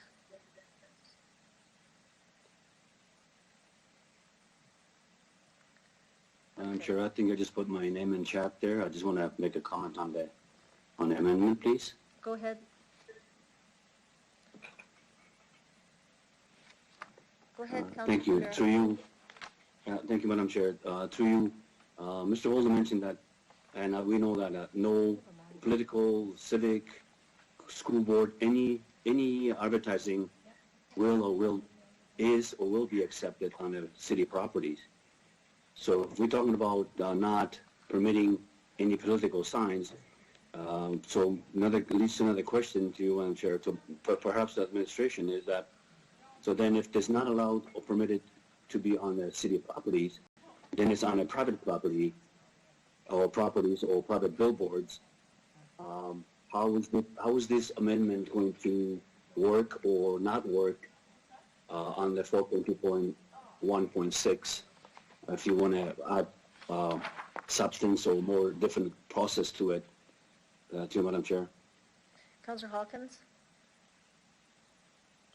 Thank you, through you, Madam Chair. This amendment doesn't affect private property at all. It's in line with what the city manager has said. It just simply says that you can't have political party or candidate advertising under this policy.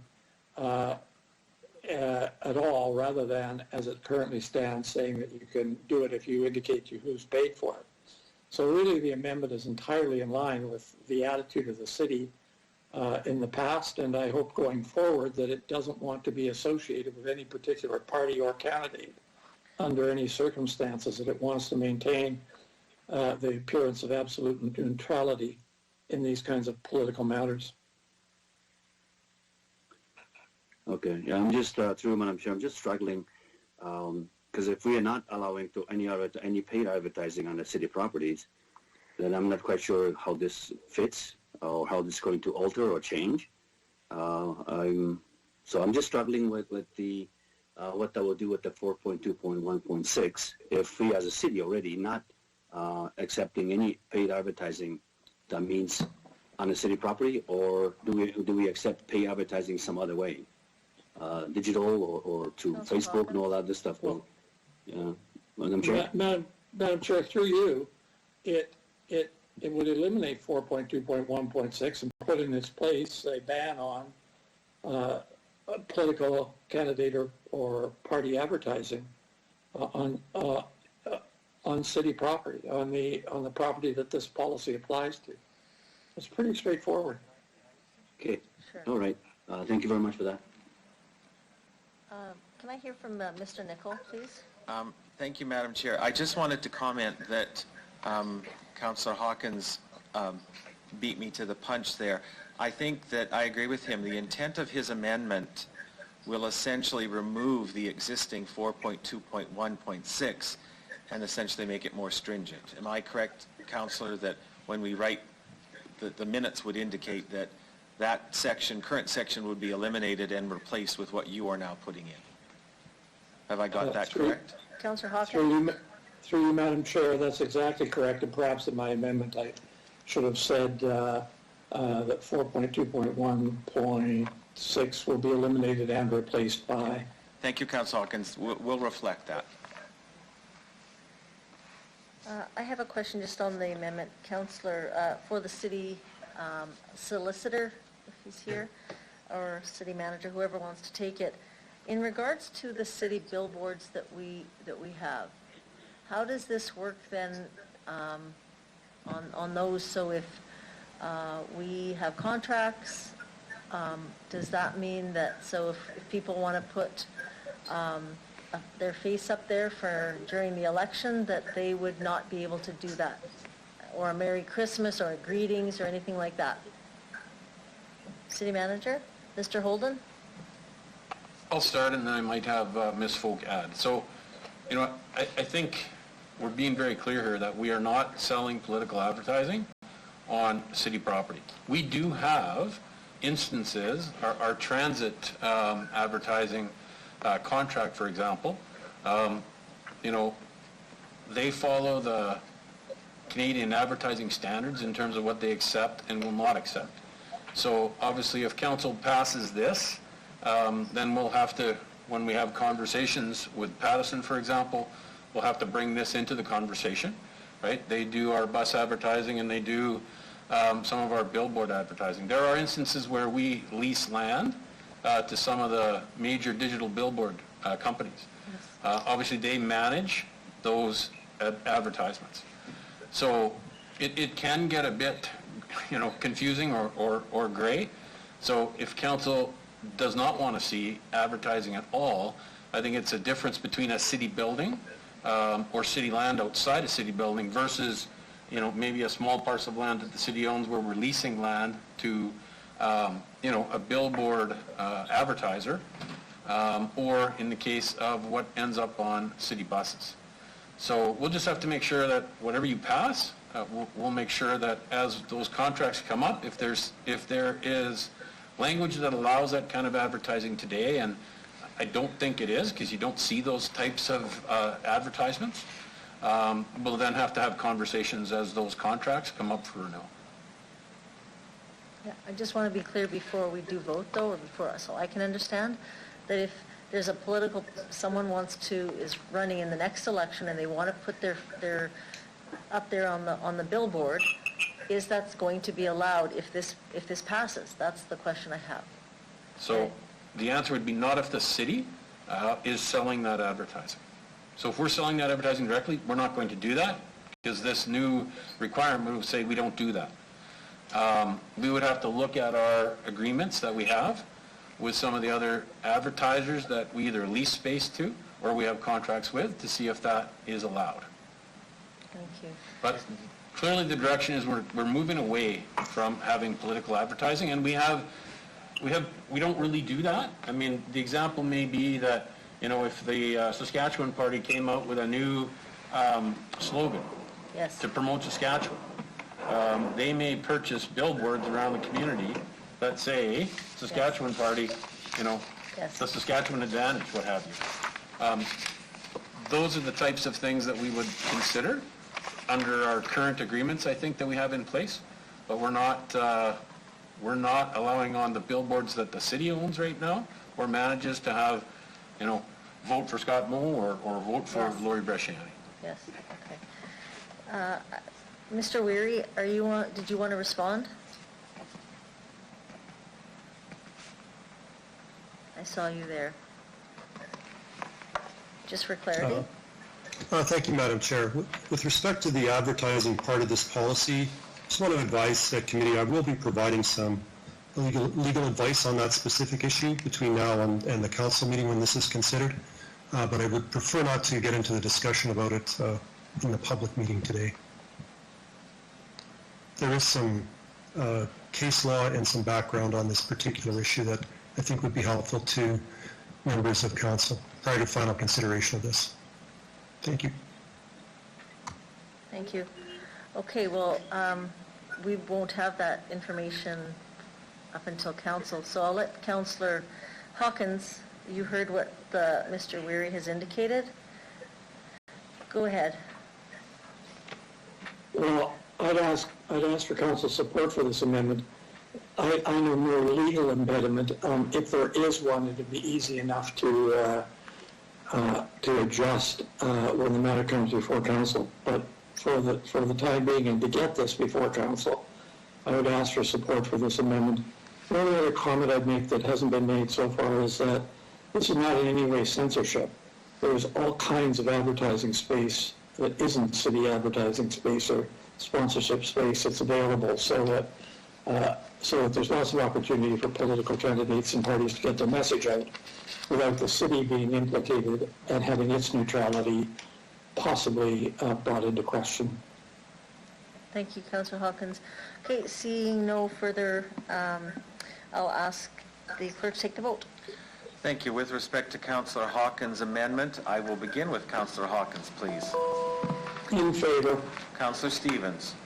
In favor. Councillor Findura. Opposed. Councillor LeBlanc.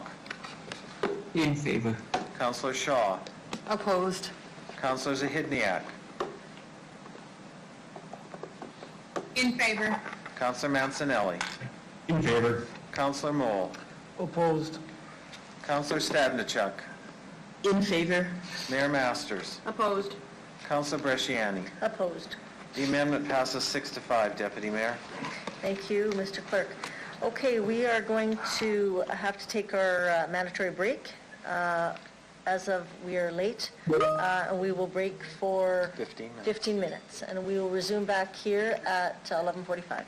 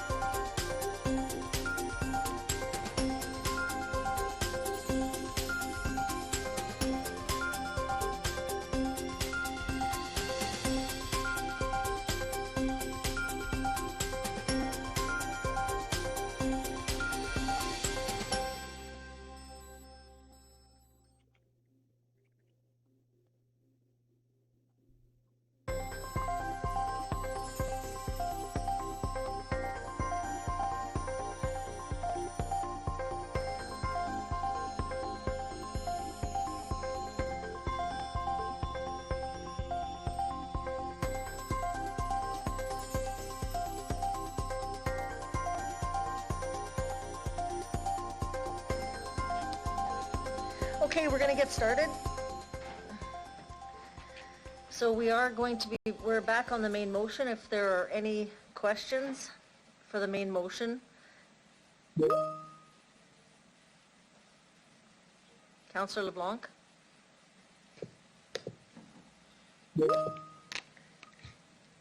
Thank you. So I make a motion to amend the document at point 5.1.6. Speaks about evaluation of sponsorship opportunities. 5.1.6.2 says ethical scans, which is making sure it lines up with the restrictions we've talked about, will be conducted on all sponsorships 15,000 or more in value. My proposed amendment is to remove that, implicitly making it so that these ethical scans will be conducted on all sponsorships, making sure nothing slides under the radar. Thanks. Thank you. Councillor LeBlanc? Do you want him to repeat the amendment? So you're just wanting the 5.1.6.2 removed? Or just ethical? Yeah, right, that ethical scans will, yeah, we'll take out the 15,000 and it'll just be scanned on all sponsorships. Okay. Very clear. Councillor Zakidniak, is this on the amendment? No, it was for the, main motion? The main motion. Okay. Thank you. Okay, I don't see any. We'll call the vote. Oh, pardon? Sorry, just, On the amendment. this is on the amendment, yeah. With respect to Councillor LeBlanc's amendment, I will begin with you, Councillor LeBlanc, please. I'm in favor. Councillor Shaw, Opposed. Councillor Zahidniak, In favor. Councillor Mancinelli, Councillor Mancinelli, Councillor Moole, In favor. Councillor Stadnichuk, In favor? Councillor Hawkins, In favor. Councillor Stevens, In favor. Councillor Findura, Opposed? Mayor Masters. Opposed. Councillor Mancinelli, are you on the line? And Councillor Bresciani. Opposed. It passes 6-4. Deputy Mayor? Thank you. Councillor Zakidniak, you're next. On the main motion. Thank you. So I just have an undertaking that I would like to see from city administration with the report in Q4. So what I would like to see is a report on options to better align our policies with regard to alcohol, tobacco, cannabis, well, any potentially addictive substances. So to eliminate the language that implies a bit of a double standard currently, like that's much more permissive regarding alcohol as opposed to tobacco and cannabis. So I would just like to see some alignment with how do we deal with substances that are considered potentially addictive. What are some options for that? Does that make sense? Through the chair? Yes. Is that an amendment, or are you wanting a response from the administration? Is it I undertaking? think, yeah, I would just like, I don't need an amendment at this time. I would just like to see some options identified in the report that comes in Q4. So I'm just wishing for it to be an undertaking. So I don't know if I need a response from administration, if that's clear, or if that sounds feasible to them. Ms. Folk, if you can respond, please. Has that undertaking been done? Thank you, Madam Chair. Absolutely. So what I'm understanding, Councillor Zahidniak, when the report comes forward in Q4, what you would like is an assessment of how our existing elements around restrictions are outlined and some options on how to address that to make sure there's consistency with tobacco, cannabis, and how we're treating alcohol, so addictive substances. So absolutely, we can endeavor to do that and make sure that's part of our annual policy review when we report back.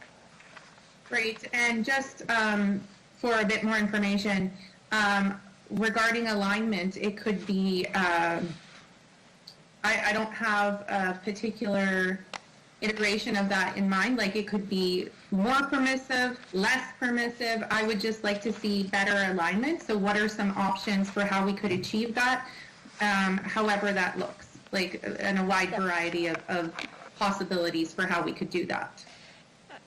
Thank you very much. We will take that away and include it in that conversation. We'll talk about how that also aligns with the Canadian Code of Advertising Standards, and I believe that's an important element because that does give us guidance in terms of what we can advertise and what we can't. And so we'll include that analysis in the report as well. Wonderful. Thank you. Thank you. Okay, seeing no further questions, and no one in the chat box, I will ask the clerk to call the question on the main motion. Sure. With respect to the main motion as amended, Councillor Mancinelli, you moved the report, so I will call on you first, please. In favor. Councillor Moll? In favor. Councillor Zahidniak? In favor. Councillor Shaw? Opposed. Councillor LeBlanc? In favor. Councillor Findura?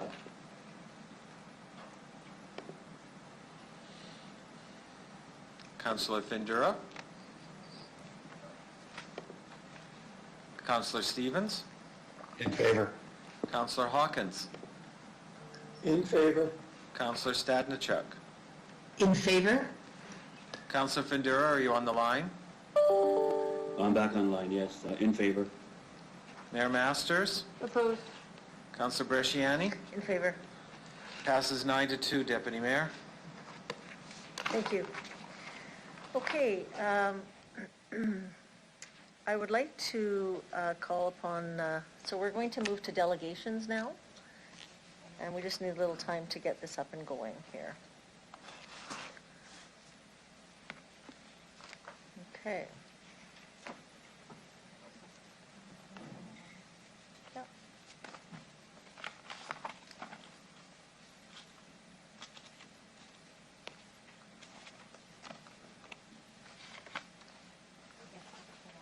We're good? Okay. So we're going to move to delegations. Deb Jones, representing the Cathedral Area Community Association.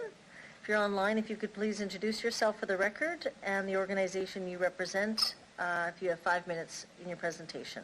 And there may be questions after. Good morning. Can you hear me? Or? Yes, we sure can. Yeah.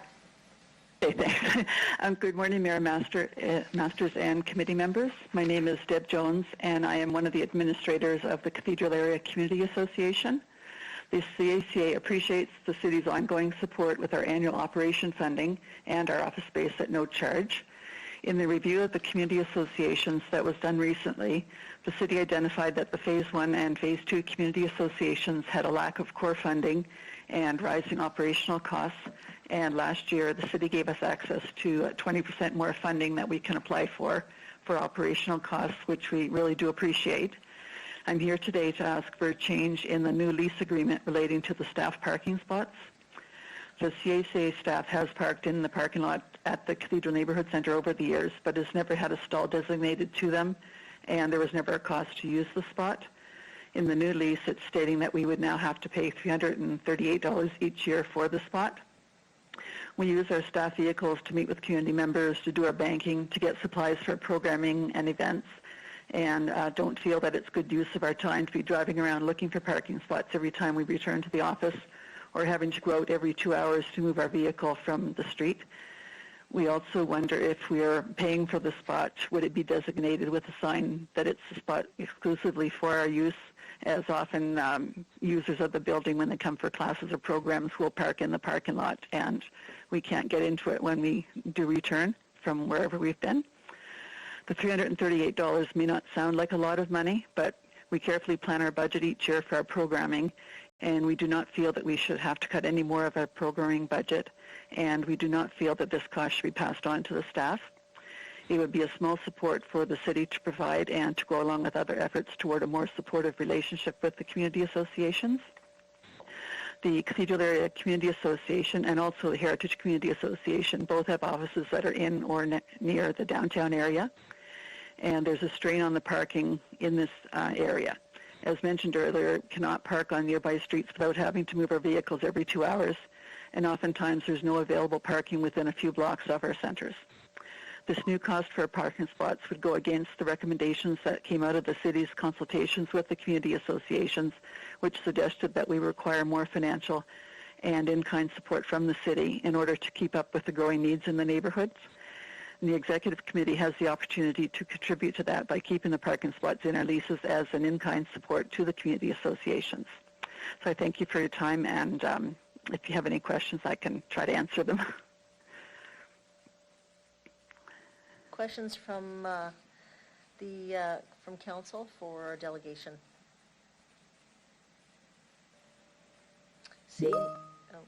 Councillor Stevens. Great.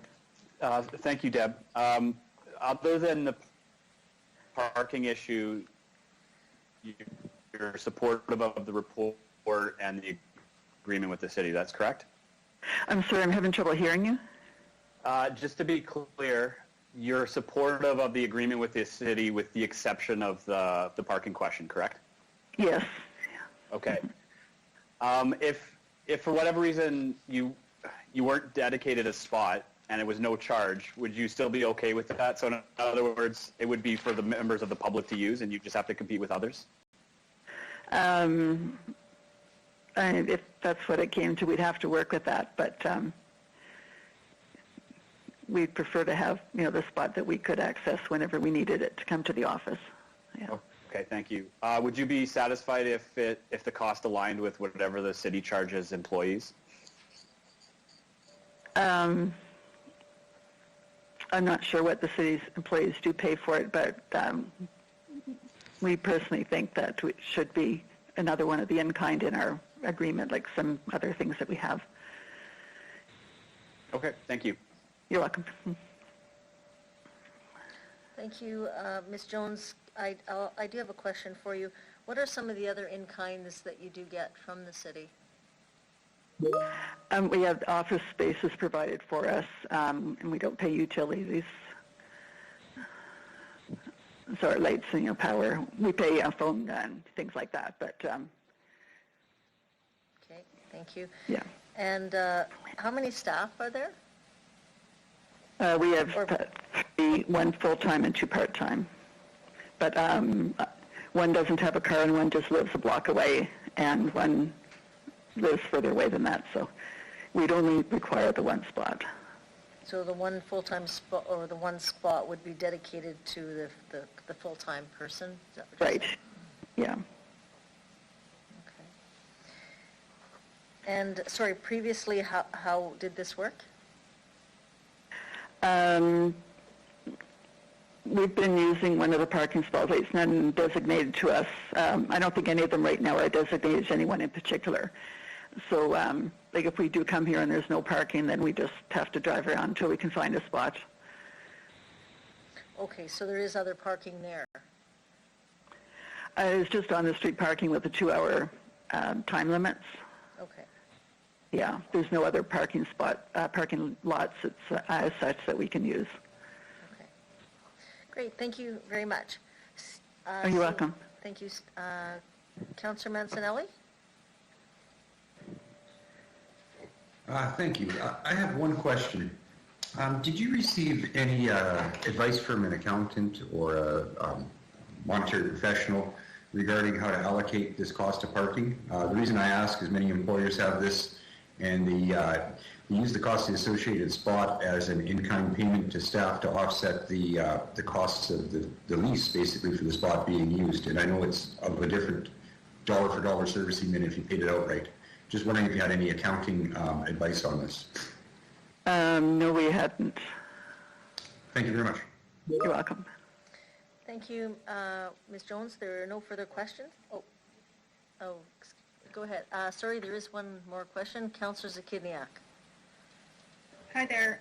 Thank you. I just want some clarity. So currently, there's a small parking lot that you folks, no designated spot, but there is, I think, there is a small parking lot that if there's space available, the employee who requires parking either parks in that parking lot at no cost or on the street. Is that accurate?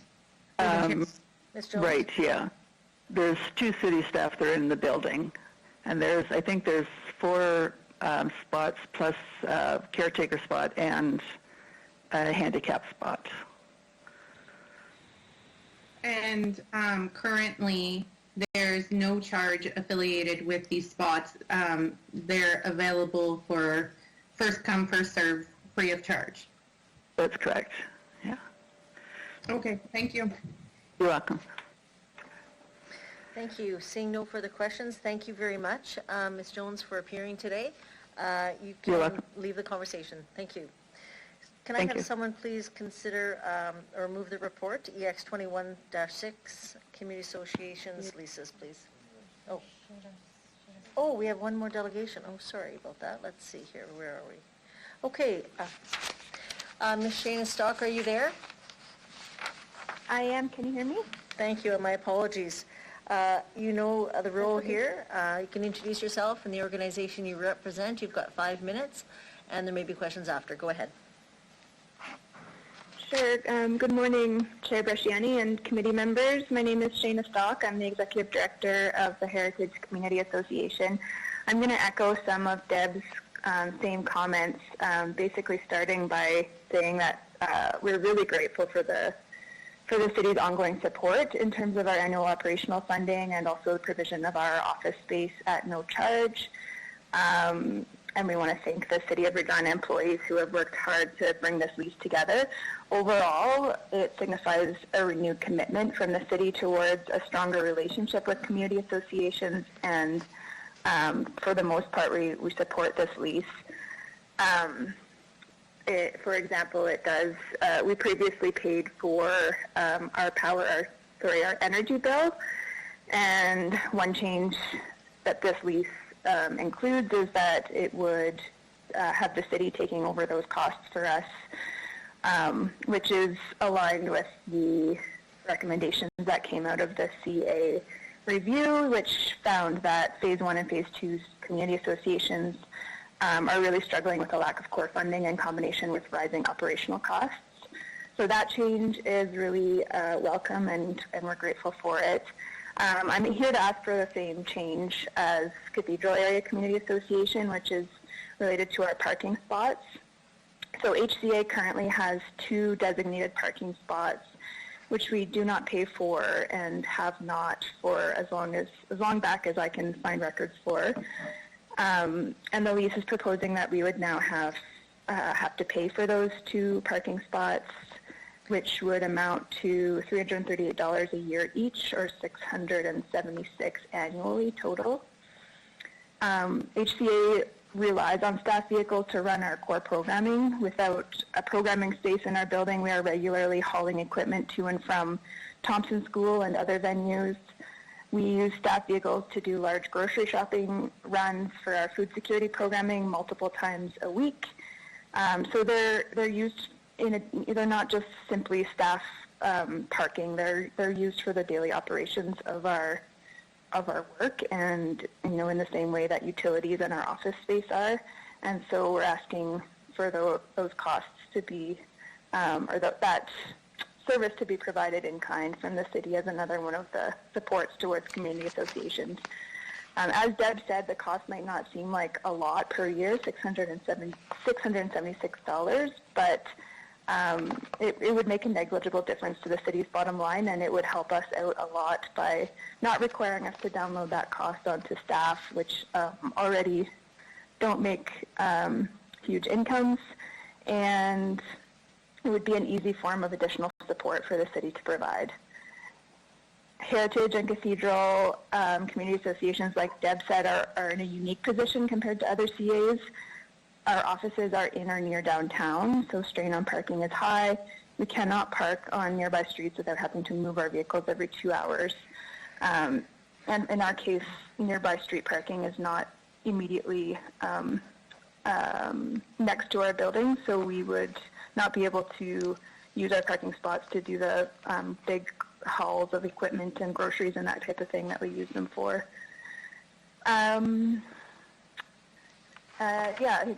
Just in closing, the city is off to a good start on implementing many of the recommendations from the review that you did of community associations, and we're really excited about a stronger, more interactive relationship with the city, and this committee has the opportunity to contribute to that by keeping our parking spots in our leases as in-kind support to organizations which do a lot of great work to support the city's vision.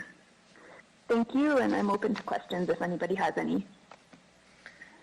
Thank you, Ms. Stock. Is there any questions for the delegation?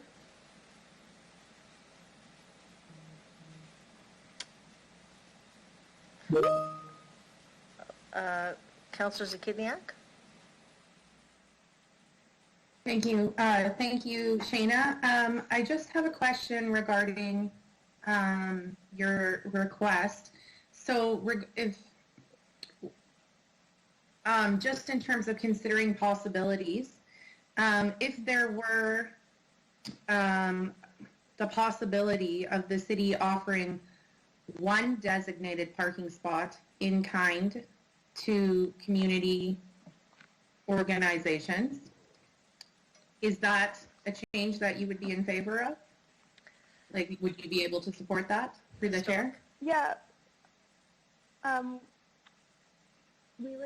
We would prefer that to the existing draft in the lease, which would have no in-kind parking spots. We do have 2 full-time staff, so we would probably keep both spots and absorb the cost for the one. We wouldn't probably want to go down to 0 or to 1 spot total, but that would be preference over what exists in the lease, but our ideal is to have both provided in kind as a support to the work that we're doing. Okay, thank you. I appreciate that. Thank you. Okay, seeing no further questions. Thank you, Ms. Stock, for appearing today. You can leave now. Thank you. Thank you. Okay. Can I have someone move the motion, please, or move the report? Thank you, Councillor Moore. Thank you. Any discussion? Any questions for administration?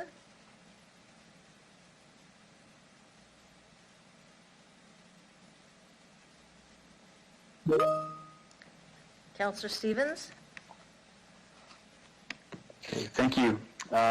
Yeah, I really did not want to talk about parking for this, but to administration, if you could just comment on what would happen if they didn't. Would it mean that the staff at these community associations would not be able to park on site? Would it just be leased out to members of the public who want to use it?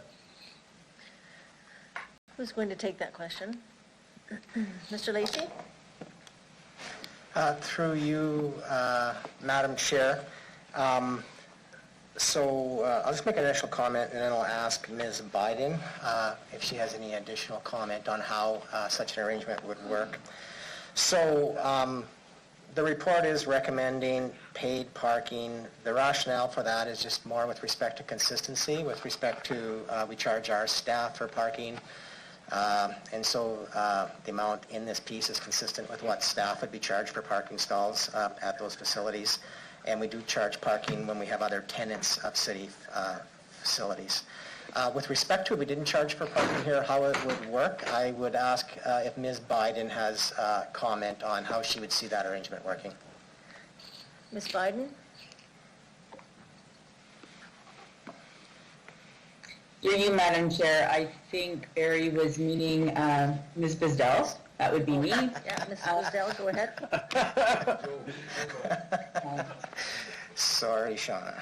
That's no problem. With regards to the parking spots, so there are a couple available. If we do not lease these spots out specifically to the community associations, then they would be vacant, non-charged, and open for anybody to park there.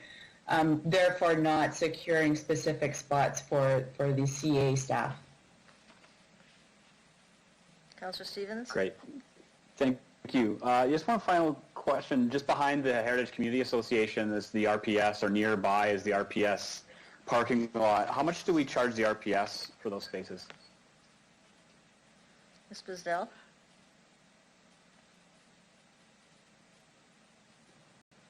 Mr. Lacey? Or who wants to take that? Oh, sorry. Yeah, go ahead, Ms. Bisdell, go ahead. Thank you. I believe that we do not charge for those spots for the RPS. We are mandated to provide those spots. It's actually in the union agreements with staff. Okay, thank you. If this was just about the Heritage Association, I would probably follow that lead. So I'll make the amendment, because if we're offering it to them, I see no reason why we couldn't offer it to others who are delivering an important service. So I'll amend that we remove the parking charges from the lease agreement and from the report. So we have Councillor Stevens has an amendment to remove the parking charges.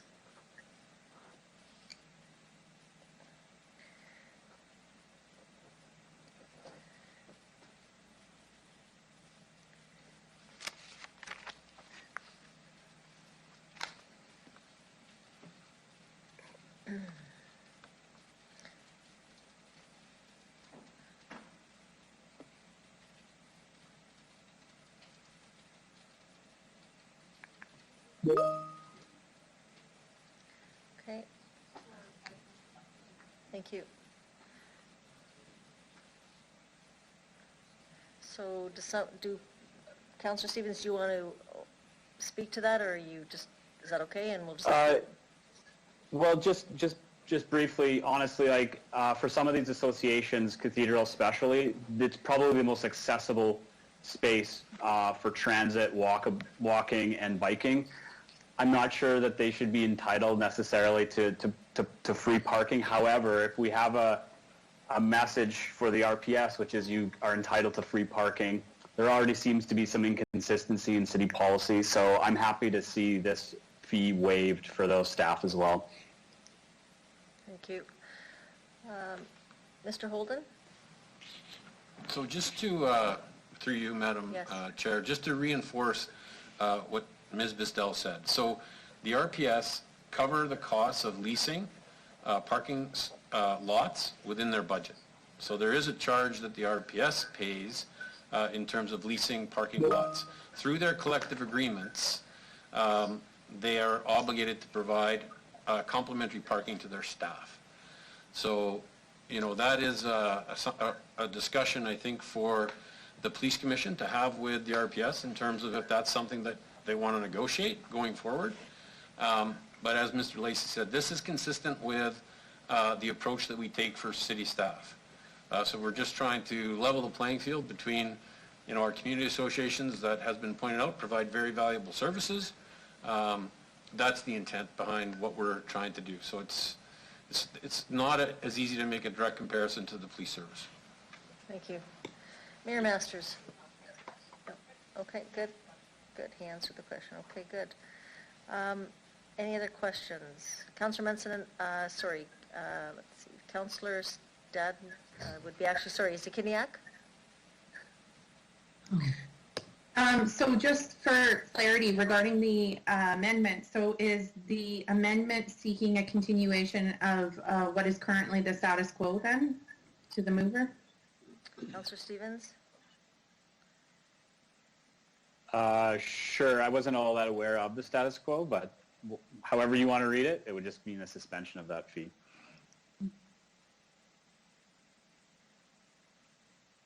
Kiniak?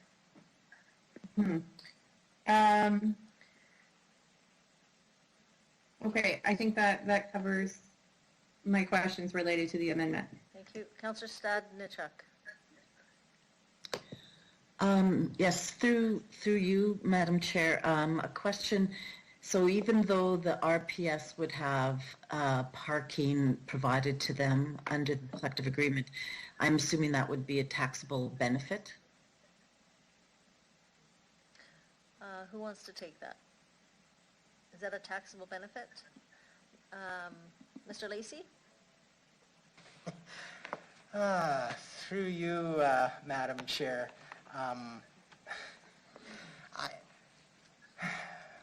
I'd hate to provide that advice with certainty right now.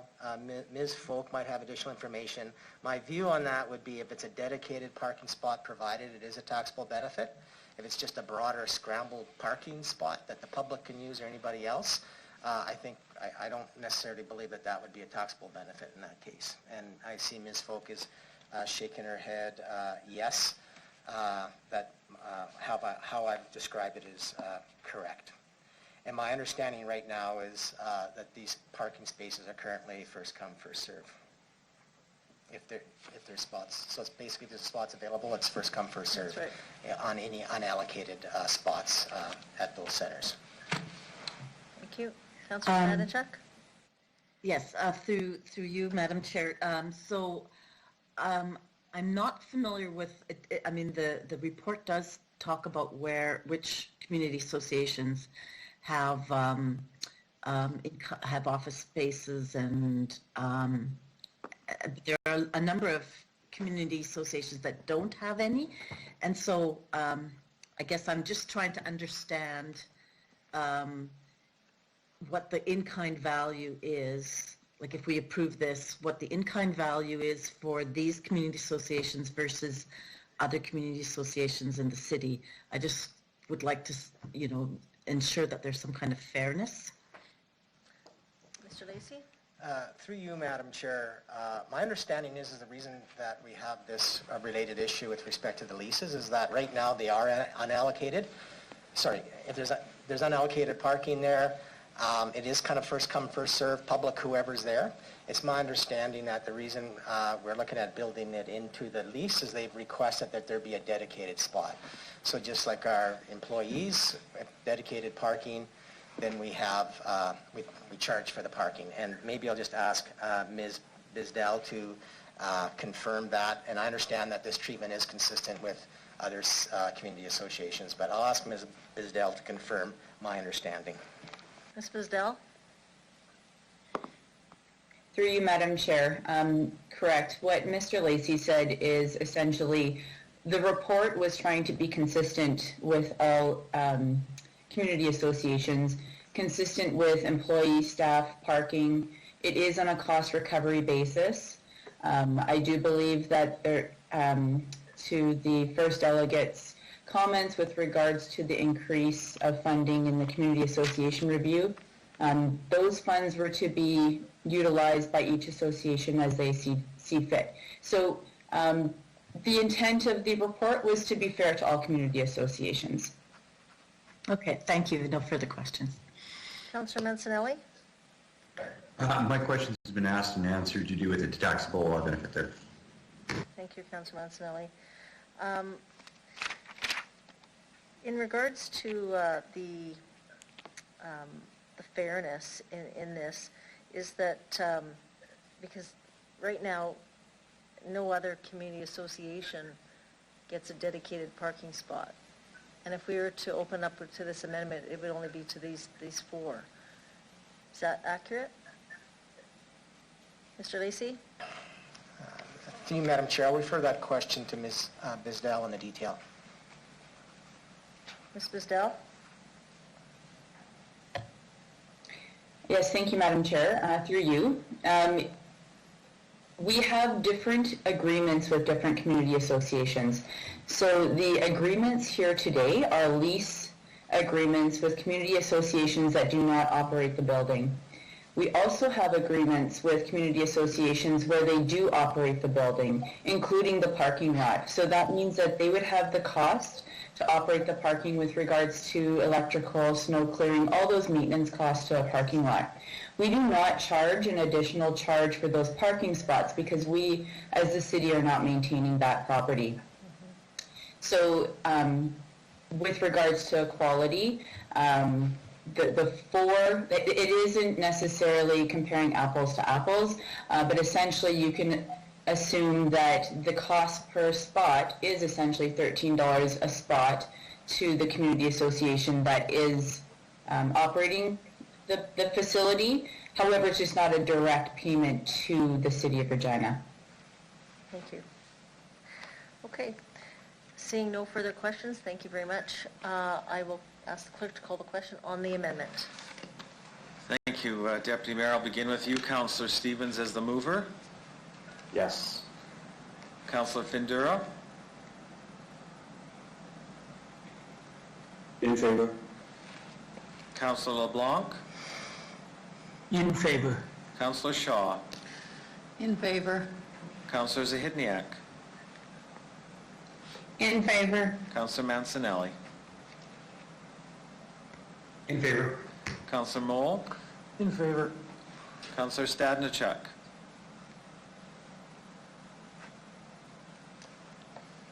Councillor Stadnichuk. In favor. Councillor Hawkins. In favor. Mayor Masters. In favor. Councillor Bresciani. In favor. Passes unanimously, Deputy Mayor. Thank you. Okay, back to the main motion. Any more questions for administration on the main motion? I can't scroll up. Councillor Zakidniak on the main motion. Thank you. I think I would be interested in seeing a report regarding parking and how from administration regarding recommended changes or consistencies.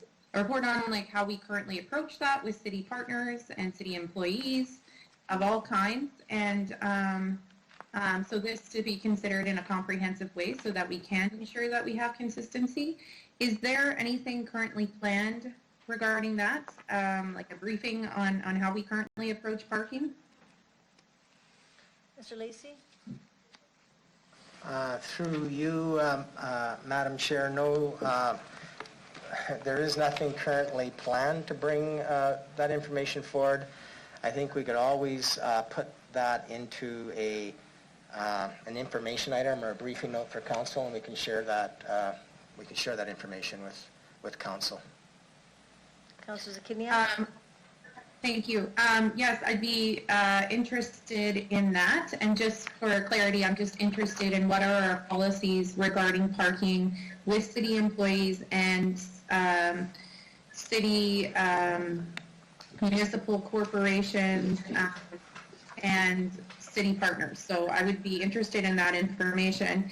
And as a follow-up, with the 2014 parking strategy or policy that was referenced with the temporary parking lot, is that information covered at all in that report through the chair? Mr. Lacey? Sorry, through you, Madam Chair. Sorry, just if I could have clarification, the temporary parking lot where? No, sorry, so this was referenced in the submission by Regina Downtown bid. So it was a request for us to review the 2014, I believe it's their 2014 parking strategy or policy. I don't know if it was specific to downtown. So I don't know if, sorry, I don't have the name of that policy right now, but I'm wondering if there were a review of that document, if that would cover off what I'm talking about, or if those are two separate issues. Mr. Lacey? Through you, Madam Chair. No, these are two totally separate pieces. If I understood the initial inquiry, it relates to basically the various city parking policies we have with respect to parking lots or land that we own that basically we either charge city employees to park in those spaces, or whereby we have lease agreements with some of our partners, and what the parking lot accommodation situation is with respect to those leases. And so that would be the focus of what we bring back. What you're referring to is a broader parking lot policy with respect to downtown, which basically covers private sector parking lots as well, and more broadly, what is the city's view and direction with respect to the amount, number, et cetera, of parking available downtown. They're two different matters. Okay, thank you for that clarification. So is there anything further you need from me, or this is an undertaking that you folks, I don't know if there's, I don't have a particular, if there's a particular timeline in mind. For myself, I'm open to your suggestion. So, Mr. through Lacey? you, Madam Chair, I guess the question I would have is, would you like us, I'm just conscious of council's time, would you like to provide that to you through a briefing note that we would share just directly with council, or bring it back as a report? I guess that's the clarification I would have. Okay, I see hang on. Mr. Holden would like to make comment. Mr. City Manager, go ahead. So through you, Madam Chair, and to Councillor Zahidniak's question. So the conversations around parking and moving to paid parking really came out of conversations in which we wanted to be able to maintain and care for our parking lots. And should those costs come from the tax base, or should those come from the users, which in our case is staff who have either an assigned space, or they have an opportunity to access a scramble parking space. So we have different rates depending on whether they have a dedicated spot or whether they have access to a parking lot on a first come, first served basis. So I think it would be appropriate that we share with council our policy related to our employee parking. And then we are basically looking to extend that to our partner organizations so that we have consistency in terms of being able to pay for parking lot improvements through our capital programs. And the monies that we collect actually go into a reserve to care and maintain and ultimately resurface parking spaces. So we'll make sure that we share that information with council, and if that doesn't satisfy the intent of your question, then we can revisit that at a future date. Okay, thank you. Just for clarity, so are you suggesting that it would be a briefing note to begin with, and then if it needed to be broadened to a report, then we could discuss once there's a briefing note that we can refer to? So through you, Madam Chair, we will provide the briefing note. I believe that will provide the information that you're requesting. If it doesn't, then there's an opportunity to come back and direct the administration further. Okay, thank you. Do you have a sense of when the timeline would be for that briefing note? Okay. Mr. Lacey? Through you, Madam Chair, I believe we can get that back to you within the month. Thank you very much. I appreciate that. Mayor Masters? Kidniak, what is your question? We're going to ask administration to prepare another report. Why? Like, they've given you the indication based on this report for this particular application relative to community associations as to how the current policy works for city staff and other community associations. So what exactly is the report that you want them to work on? Councillor Zakidniak? Well, I think that I'm just trying to think of I think it was Mr. Lacey who who reflected back to me the kinds of questions that I had. So, Mr. Lacey, I think it was Mr. Lacey, can you summarize what you said to me in terms of reflecting the information that I was looking for, because that did capture it well. Sorry, Mr. Nicol would like to also comment. Go ahead, Mr. Nicol. Thank you, Deputy Mayor, without trying to steer this in one way or the other, it was my understanding that Councillor Zahidniak initially asked for the possibility of a report on a wide range of policies with respect to parking, including recommended changes for consistency amongst employees, partners, et cetera, The question was posed to Mr. Lacey, could this perhaps come back through by way of a briefing note? So I think that Mr. Lacey has indicated that a briefing note would be what would come back. Mr. Holden has indicated that if that wasn't sufficient at that time, council could direct administration to follow up. So I think that with respect, Councillor Zahitniak's report and the expectation of a briefing note are one and the same. So I think that it should be all captured. I believe it's captured in the briefing note response. I don't think, if Councillor Zahitniak, if it seems to be that she's asking two questions, I think there's only one, and I think it's been asked and answered, and we'll get it through the briefing note. No, I guess I'm curious because the question about the consistency as it relates to city employee park and community associations is within the report we're currently looking at. And the recommendation from council was that the recommendation before you to charge the community associations for the parking was consistent with how employees are currently charged. So asked and answered without a report. We just voted in opposition to that to grant community associations free parking. So I'm curious, and again, I'm just trying to be sensitive to loading on report after report after report when it's already been reported and then we voted in opposition to it. That's all I want to say. I really don't want this meeting to go on longer than absolutely necessary. It's completely unclear to me. Are you just going to reproduce the exact same report again? Mr. Lacey, or who? Through you, Madam Chair, our intent would be basically to provide a high-level briefing on how our employee parking policy works in the city, and extend that as well to when we lease space to our community partners, how that parking policy works as well, or how it's applied to leases. Okay, I'm going to leave it there. So I think there is no further questions. Let's call the question on the report. So with respect to the main motion, I will call on Councillor Mole, please. In favor. Councillor Mancinelli? In favor. Councillor Zahidniak? In favor. Councillor Shaw? In favor. Councillor LeBlanc? In favor. Councillor Findura? In favor. Councillor Stevens? In favor. Councillor Hawkins? In favor. Councillor Stadnichuk? In favor. Mayor Masters? In favor. Councillor Bresciani? In favor. Carries 11-0. Deputy Mayor? Thank you.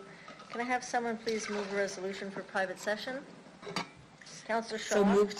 Chuck. Thank you. Anyone opposed? Seeing none?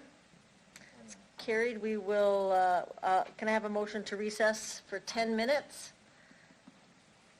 So moved. Andrew? Thank you, Councillor Stevens. We will resume back here at 12:40.